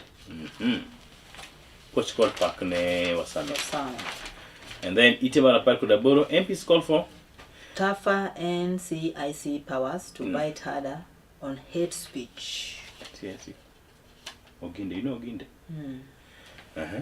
Do they bite? Then Pinkanyo, Wanjigi claims 150 million hidden in a shadow government account. So the call nigi account hidden account tomorrow. Then IBC registers the 2.6 million new voters. MP clash over Changara boundary claims, Busia Kocha. And then Weche mag ohala chakre ite mar 19. Nairobi tops Africa peers in attracting big startup capital. Katolo mar mingi weche maketi kod Manamson's group pledges 4.5 billion for hospital. And then kakomenda ringo bombe madongo dongo pacho ka indi katolo mar mingi Mali refugees now hope Russia will depart their homeland. And then Iran's supreme leader defies US as oil prices roar. Weche mag lendo ni tema 20 kod 2 agaja meli kod kwan 20 kod 3 20 kod 4 20 kod 5 lendo matindo tindo 20 kod 6 20 kod 7. Ndeni ya mama gol lalgo ni tema 20 kod 7 ano jatido mapacho ka indi mano migosi Jude Thaddeus Malinge mabende owito ngimane. He will be laid to rest on Saturday 2nd Mokinyi at his home in Funyula, Samia sub-county within Busia County. Rest in peace. And then itema mbele kanyo preko da boro and lendo prario kodo chiko weche mag tuke. Kenya's dream of trophy dashed as RAG drone KPA. Lake Mark jo Kenya marka o trophy and man makani koro and Leka. Pistons stay alive. LA Lakers can't stop Rockets. Nago weche be koma tugo no Roma no mara bake kata basketball Yes. Ekati mar predict USA 6 more Success in mix 4 times 400 meters. Long way. And then hunt for playoff slots intensify as KBF League first leg near end. And then itema predict on the Chel. Arsenal boss Ateta livid over Eze penalty review in Atlantico draw. Maingo signs new Man United contract Pinkanyo and Chelsea's Madrid move to cash over drug ban. Then Bundy boss Bucky leaves club after relegation. Itamugi Kanyo and heroic reception for new Marathon King Sawi and watch mobile watchiko go Nonro mar Oboke kugwen market kod maendi nyakora moga jong deko skalo kanyo 30 kod 3 bang sa chel Okinyi nieri makawuono gikanyo ema wacho pa udegiko Nonro mar Oboke kawuono wakaw yo machok nyakora moga jong kwa duogo to watwak kod jalony ahinya to jogo kuma bende osebedo ka tiyo matek kendo ni gero chuny mapacho ka indi ahinya ni to ang'o misebedo kitimo ne pinyi ahinya to kwadhi alo odiochieng' jotich odiochieng' eri makawuono oda bedo koda jogo kuma timo elni matindo ang'o magitimo kata ang'o maginyalo dhialo odiochieng' eri mar Labor Day. Lungan Jesus Adoya Wood Seme kachiel koda kan Brenda Agenyo anyasubanyana.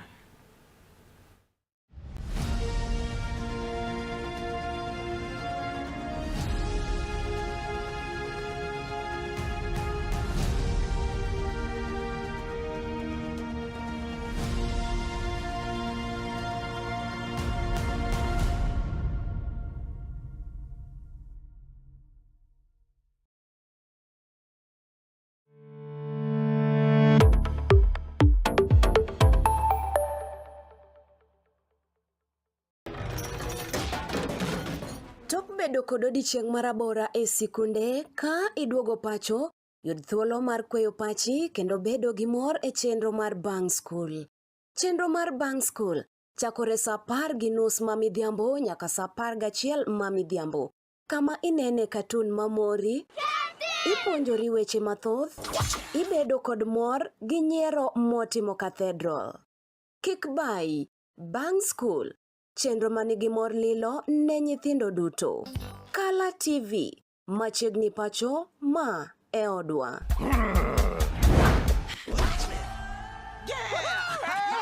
I've fallen and I can't get up.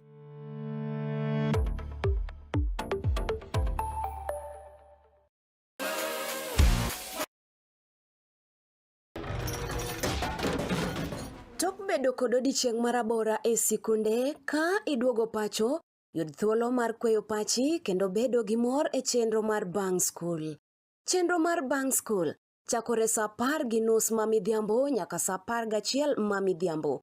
Kama inene katun mamori, ipuonjori weche mathoth, ibedo kod mor gi nyiero motimo Cathedral. Kik bai, Bang School, chenro manigi mor lilo ne nyithindo duto. Kala TV, machiegni pacho ma e odwa.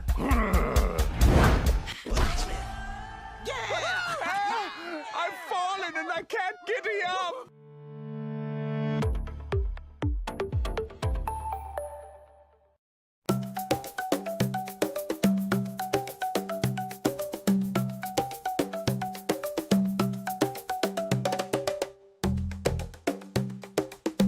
Be isegombo ng'eyo kit tedo chiemo ma opogore opogore, obed chiemo manyasani kata manyachon, machalo aliya, aluru, obambo, to kod mamoko mathoth.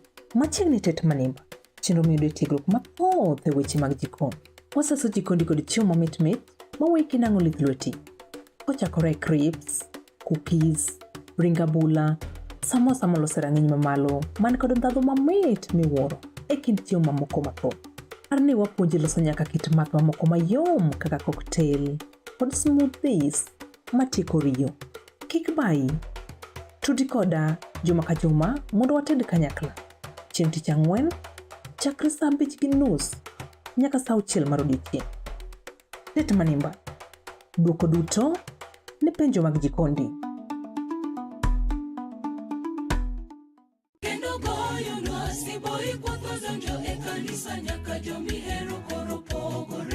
En gino makare mar chako odiochieng' gi ruoth.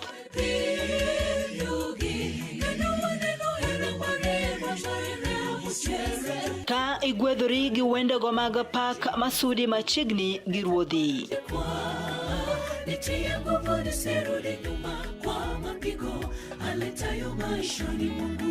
Bende wakelo ni jipo mag muma koda puonjruok mar lesson ma itayi gi Pastor Charles Odinde.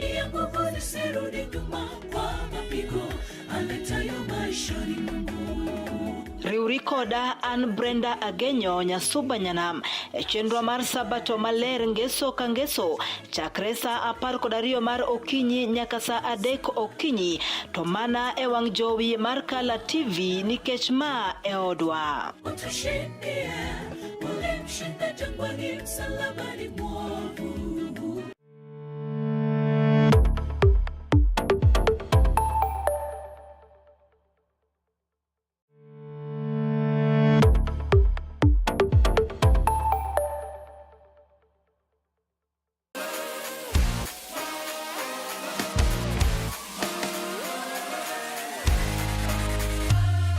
Komuoch to wan kode duoko mag tuke mopogore opogore, jotugo motimogi, kuonde mag timogie, to gin tuke mage mabiro.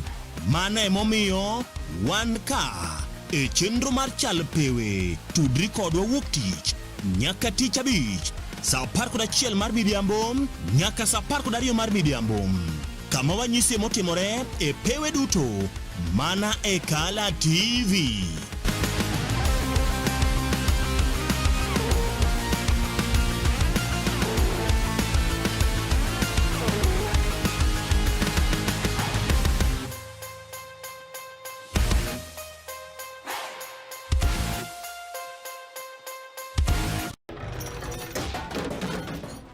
Bedo kod odiochieng' marabora e sikunde ka iduogo pacho, yud thuolo mar kweyo pachi kendo bedo gi mor e chenro mar Bang School. Chenro mar Bang School chakore saa 10:30 mamidhiambo nyaka saa 11 mamidhiambo. Kama inene katun mamori, ipuonjori weche mathoth, ibedo kod mor gi nyiero motimo Cathedral. Kik bai, Bang School, chenro manigi mor lilo ne nyithindo duto. Kala TV, machiegni pacho ma e odwa.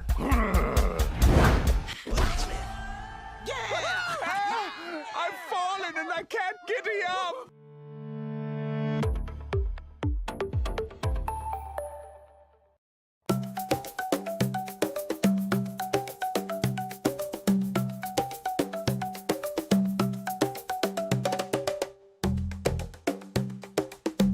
Be isegombo ng'eyo kit tedo chiemo ma opogore opogore, obed chiemo manyasani kata manyachon, machalo aliya, aluru, obambo, to kod mamoko mathoth. Machiegni tet manimba, chenro miyudo tiegruok mathoth e weche mag jikon. Waseso jikondi kod chiemo mamit mit mawuoyi kinang'o lith lweti. Kochakore crips, cookies, ring abula, samosa molose rang'iny mamalo man kod ndhadhu mamit miwuoro e kind chiemo mamoko mathoth. Par ni wapuonji loso nyaka kit math mamoko mayom kaka cocktail kod smoothies matieko riyo.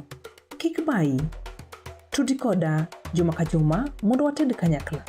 Chieng' tich ang'wen, chakre saa 5:30 nyaka saa 6 mar odiechieng'. Tet manimba, duoko duto ne penjo mag jikondi.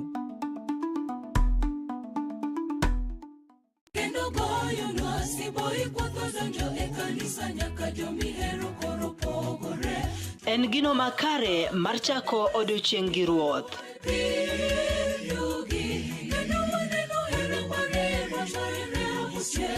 Ka igwedhori gi wendego mag pak masudi machiegni gi ruodhi.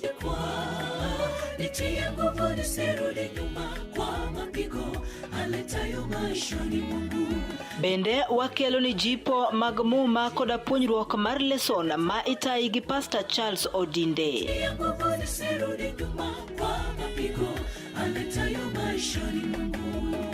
Riuri koda an Brenda Agenyo Nyasuba Nyanam e chenro mar Sabato maler ngeso ka ngeso chakre saa 12 mar okinyi nyaka saa 3 okinyi to mana e wang' jowi mar Kala TV nikech ma e odwa.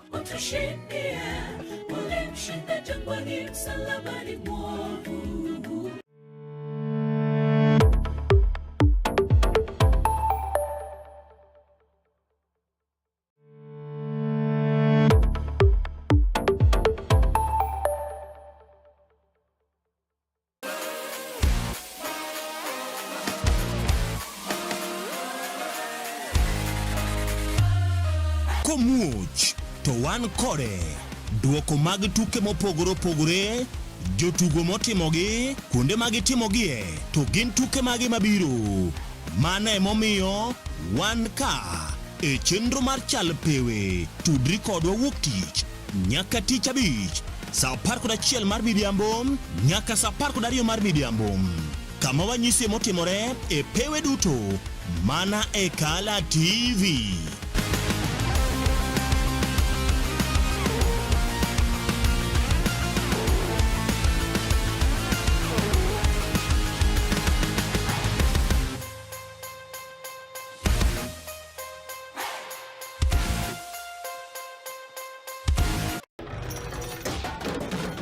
Tok bedo kod odiochieng' marabora e sikunde ka iduogo pacho, yud thuolo mar kweyo pachi kendo bedo gi mor e chenro mar Bang School. Chenro mar Bang School chakore saa 10:30 ma midhiambo nyaka saa 11 ma midhiambo. Kama inene katun mamori, ipuonjori weche mathoth, ibedo kod mor gi nyiero motimo Cathedral. Kik bayi, Bang School, chenro manigi mor lilo ne nyithindo duto. Kala TV, machiegni pacho ma e odwa.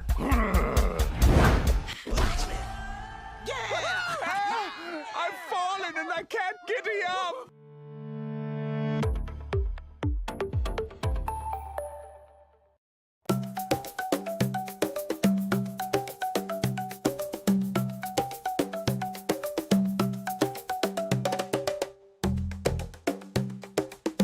Be isegombo ng'eyo kit tedo chiemo ma opogore opogore, obed chiemo manyasani kata manyachon, machalo aliya, aluru, obambo, to kod mamoko mathoth. Machiegni tet manimba, chenro miyudo tiegruok mathoth e weche mag jikon. Waseso jikondi kod chiemo mamit mit mawuoyi kinang'o lith lweti. Kochakore crips, cookies, ring abula, samosa molose rang'iny mamalo man kod ndhadhu mamit miwuoro e kind chiemo mamoko mathoth. Par ni wapuonji loso nyaka kit math mamoko mayom kaka cocktail kod smoothies matieko riyo. Kik bayi, tudi koda juma ka juma mondo wated kanyakla. Chieng' tich ang'wen, chakre saa 5:30 nyaka saa 6 mar odiechieng'. Tet manimba, duoko duto ni penjo mag jikondi.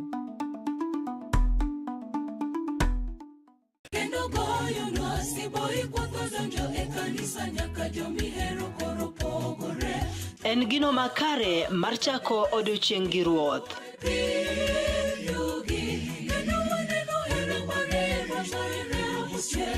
Ka igwedhori gi wendego mag pak masudi machiegni gi ruodhi.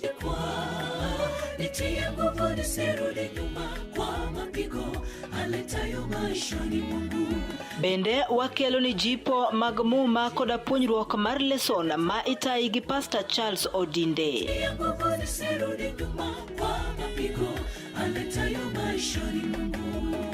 Riuri koda an Brenda Agenyo Nyasuba Nyanam chenro mar sabato maler ngeso ka ngeso chakre sa 12 mar okinyi nyaka sa 3 okinyi to mana e wang jowi mar Kala TV nikech ma e odwa.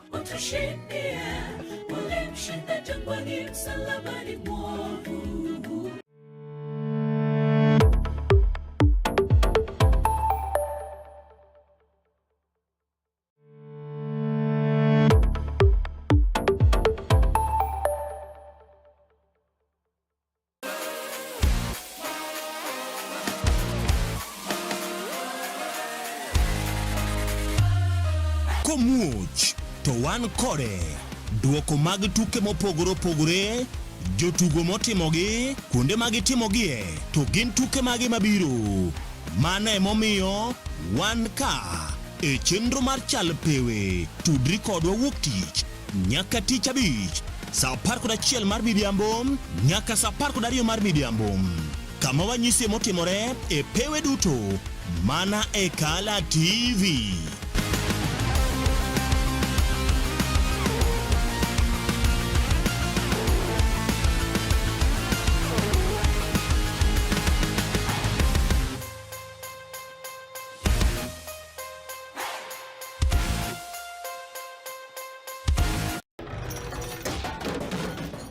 Bedo kod odiochieng' marabora e sikunde ka iduogo pacho, yud thuolo mar kweyo pachi kendo bedo gi mor e chenro mar Bang School.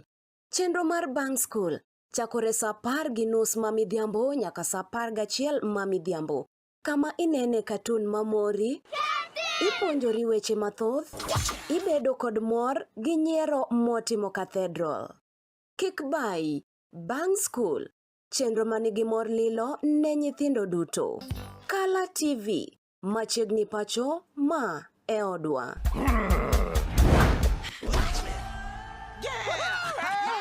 I've fallen and I can't get up.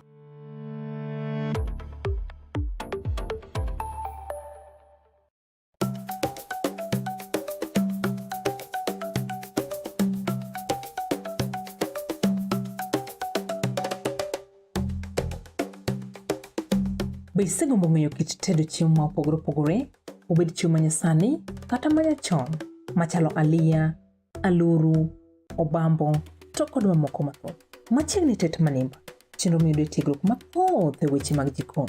Waseso jikondi kod chiemo mamit maweki nang'o lith lweti. Kochakore crepes, cookies, ring abula, samosa molose rang'iny mamalo, man kod ndhadhu mamit miwuoro e kind chiemo mamoko mathoth. Arni wapuonji loso nyaka kit math mamoko mayom kaka cocktail kod smoothies matieko riyo. Kik bai, tudi koda juma ka juma mondo wated kanyakla. Chieng' tich ang'wen, chakre sa 5:30 nyaka sa 6 mar odiochieng'. Tet manimba, duoko duto ne penjo mag jikondi.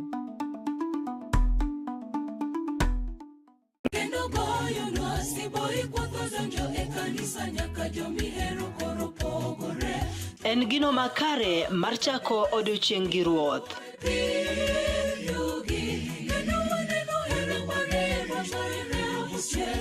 Ka igwedhori gi wendego mag pak masudi machiegni gi ruodhi.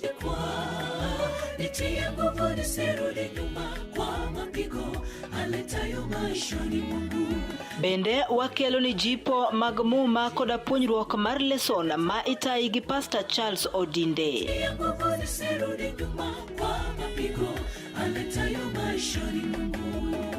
Riuri Riuri koda an Brenda Agenyo Nyasuba Nyanam chenro mar sabato maler ngeso ka ngeso chakre sa 12 mar okinyi nyaka sa 3 okinyi to mana e wang jowi mar Kala TV nikech ma e odwa.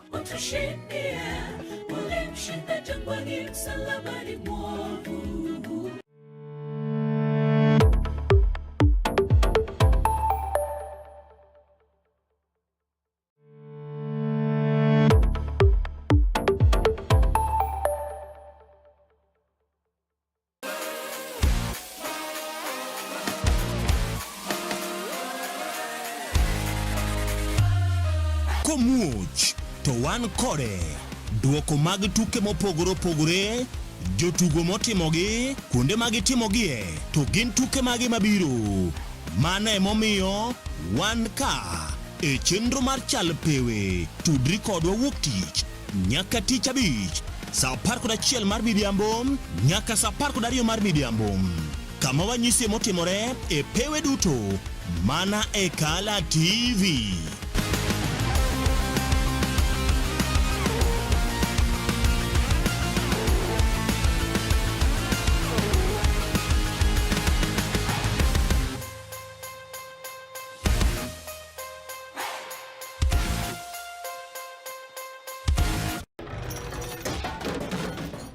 Bedo kod odiochieng' marabora e sikunde ka iduogo pacho, yud thuolo mar kweyo pachi kendo bedo gi mor e chenro mar Bang School. Chenro mar Bang School chakore sa 10:30 ma midhiambo nyaka sa 11 ma midhiambo, kama inene katun mamori, ipuonjori weche mathoth, ibedo kod mor gi nyiero motimo Cathedral. Kik bai, Bang School, chenro manigi mor lilo ne nyithindo duto. Kala TV, machiegni pacho ma e odwa.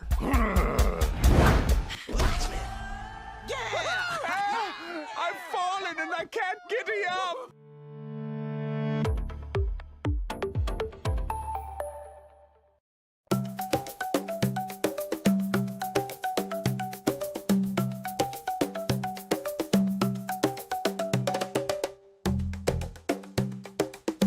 Be isegombo ng'eyo kit tedo chiemo ma opogore opogore, obed chiemo manyasani kata manyachon, machalo aliya, aluru, obambo, to kod mamoko mathoth.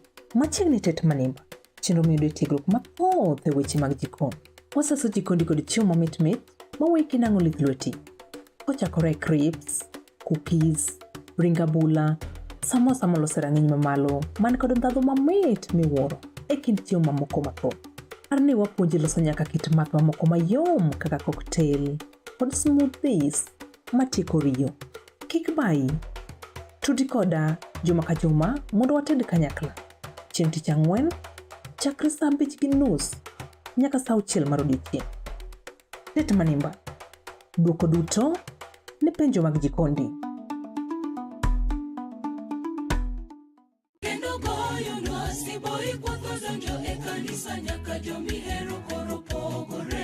En gino makare mar chako odiochieng' gi ruoth.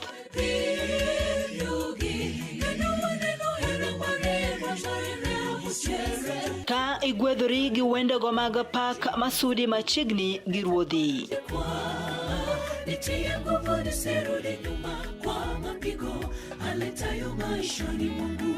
Bende wakelo ni jipo mag muma koda puonjruok mar leson ma itayi gi Pastor Charles Odinde.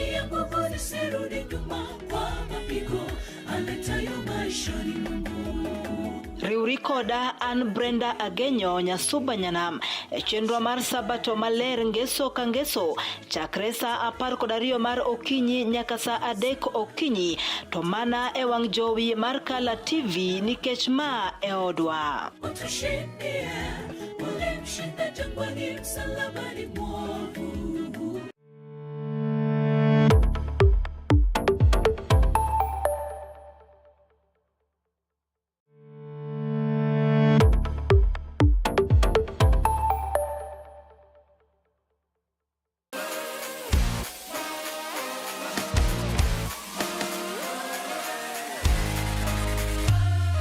Komuch to wan kode duoko mag tuke mopogore opogore, jotugo motimogi, kuonde ma gitimogie, to gin tuke mage mabiro.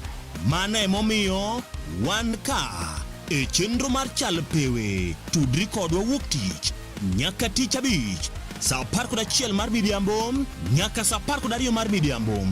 Kama wanyisi motimore e pewe duto mana e Kala TV.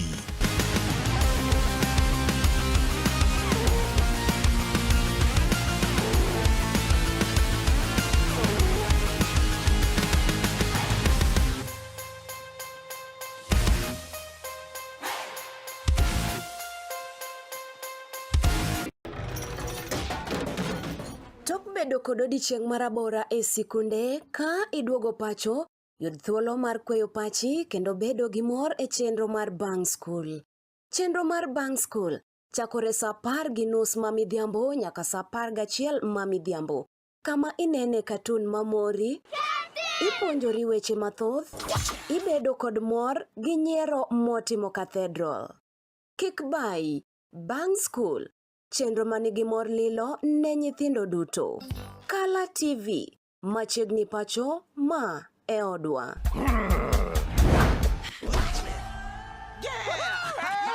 I've fallen and I can't get up.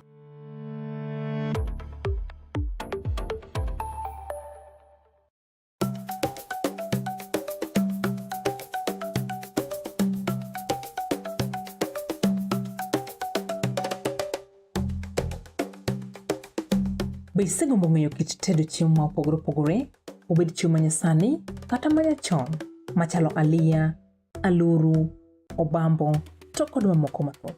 Machiegni tet manimba, chenro miyudo tiegruok mathoth e weche mag jikon. Waseso jikondi kod chiemo mamit mit maweki nang'o lith lweti. Kochakore crepes, cookies, ring abula, samosa molose rang'iny mamalo man kod ndhadhu mamit miwuoro e kind chiemo mamoko mathoth. Arne wapuonji loso nyaka kit math mamoko mayom kaka cocktail kod smoothies matieko riyo. Kik bai, tudi koda juma ka juma mondo wated kanyakla. Chieng' tich ang'wen, chakre saa 5:30 nyaka saa 6 mar odiechieng'.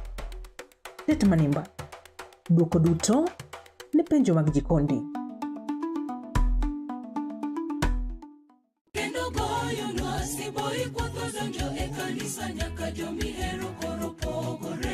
En gino makare mar chako odiochieng' gi ruoth.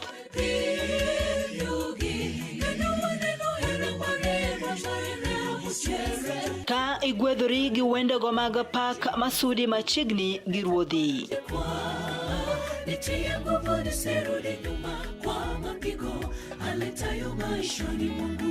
Bende wakelo ni jipo mag muma koda puonjruok mar lesson ma itayi gi Pastor Charles Odinde.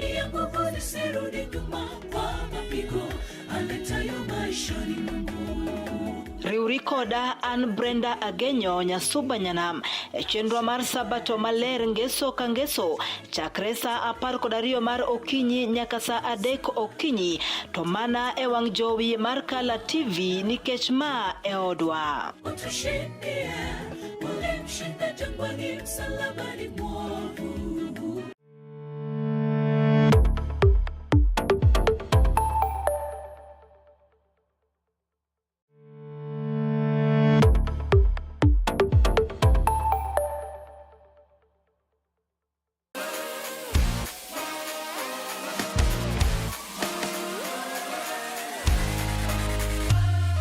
Komuoch to wan kode duoko mag tuke mopogore opogore, jotugo motimogi, kuonde ma gitimogie, to gin tuke mage mabiro.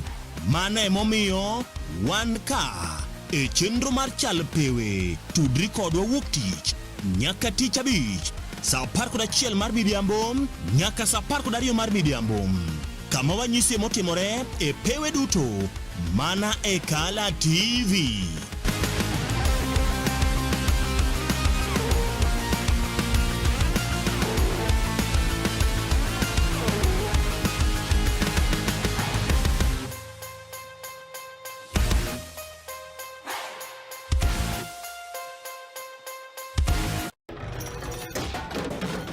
Tok bedo kod odiochieng' marabora e sikunde ka iduogo pacho, Yud thuolo mar kweyo pachi kendo bedo gi mor e chenro mar Bang School. Chenro mar Bang School chakore saa 10:30 mamidhiambo nyaka saa 11 mamidhiambo. Kama inene katun mamori, ipuonjori weche mathoth, ibedo kod mor gi nyiero motimo Cathedral. Kik bai, Bang School, chenro manigi mor lilo ne nyithindo duto. Kala TV, machiegni pacho ma e odwa.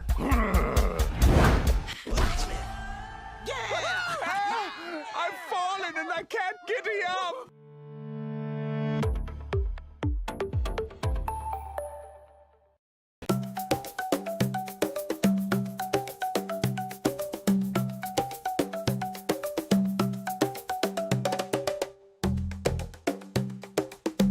Be isegombo ng'eyo kit tedo chiemo ma opogore opogore, obed chiemo manyasani kata manyachon, machalo aliya, aluru, obambo, to kod mamoko mathoth. Machiegni tet manimba, chenro miyudo tiegruok mathoth e weche mag jikon. Waseso jikondi kod chiemo mamit mit mawuoyi kinang'o lith lweti. Kochakore crips, cookies, ring abula, samosa molose rang'iny mamalo man kod ndhadhu mamit miwuoro e kind chiemo mamoko mathoth. Arni wapuonji loso nyaka kit math mamoko mayom kaka cocktail kod smoothies matieko riyo. Kik bai, tudi koda juma ka juma mondo wated kanyakla. Chieng' tich ang'wen, chakre saa 5:30 nyaka saa 6 mar odiechieng'. Tet manimba, duoko duto ne penjo mag jikondi. Kendo goyo nwasi boy kwatho donjo e kanisa nyaka jomihero koro pogore.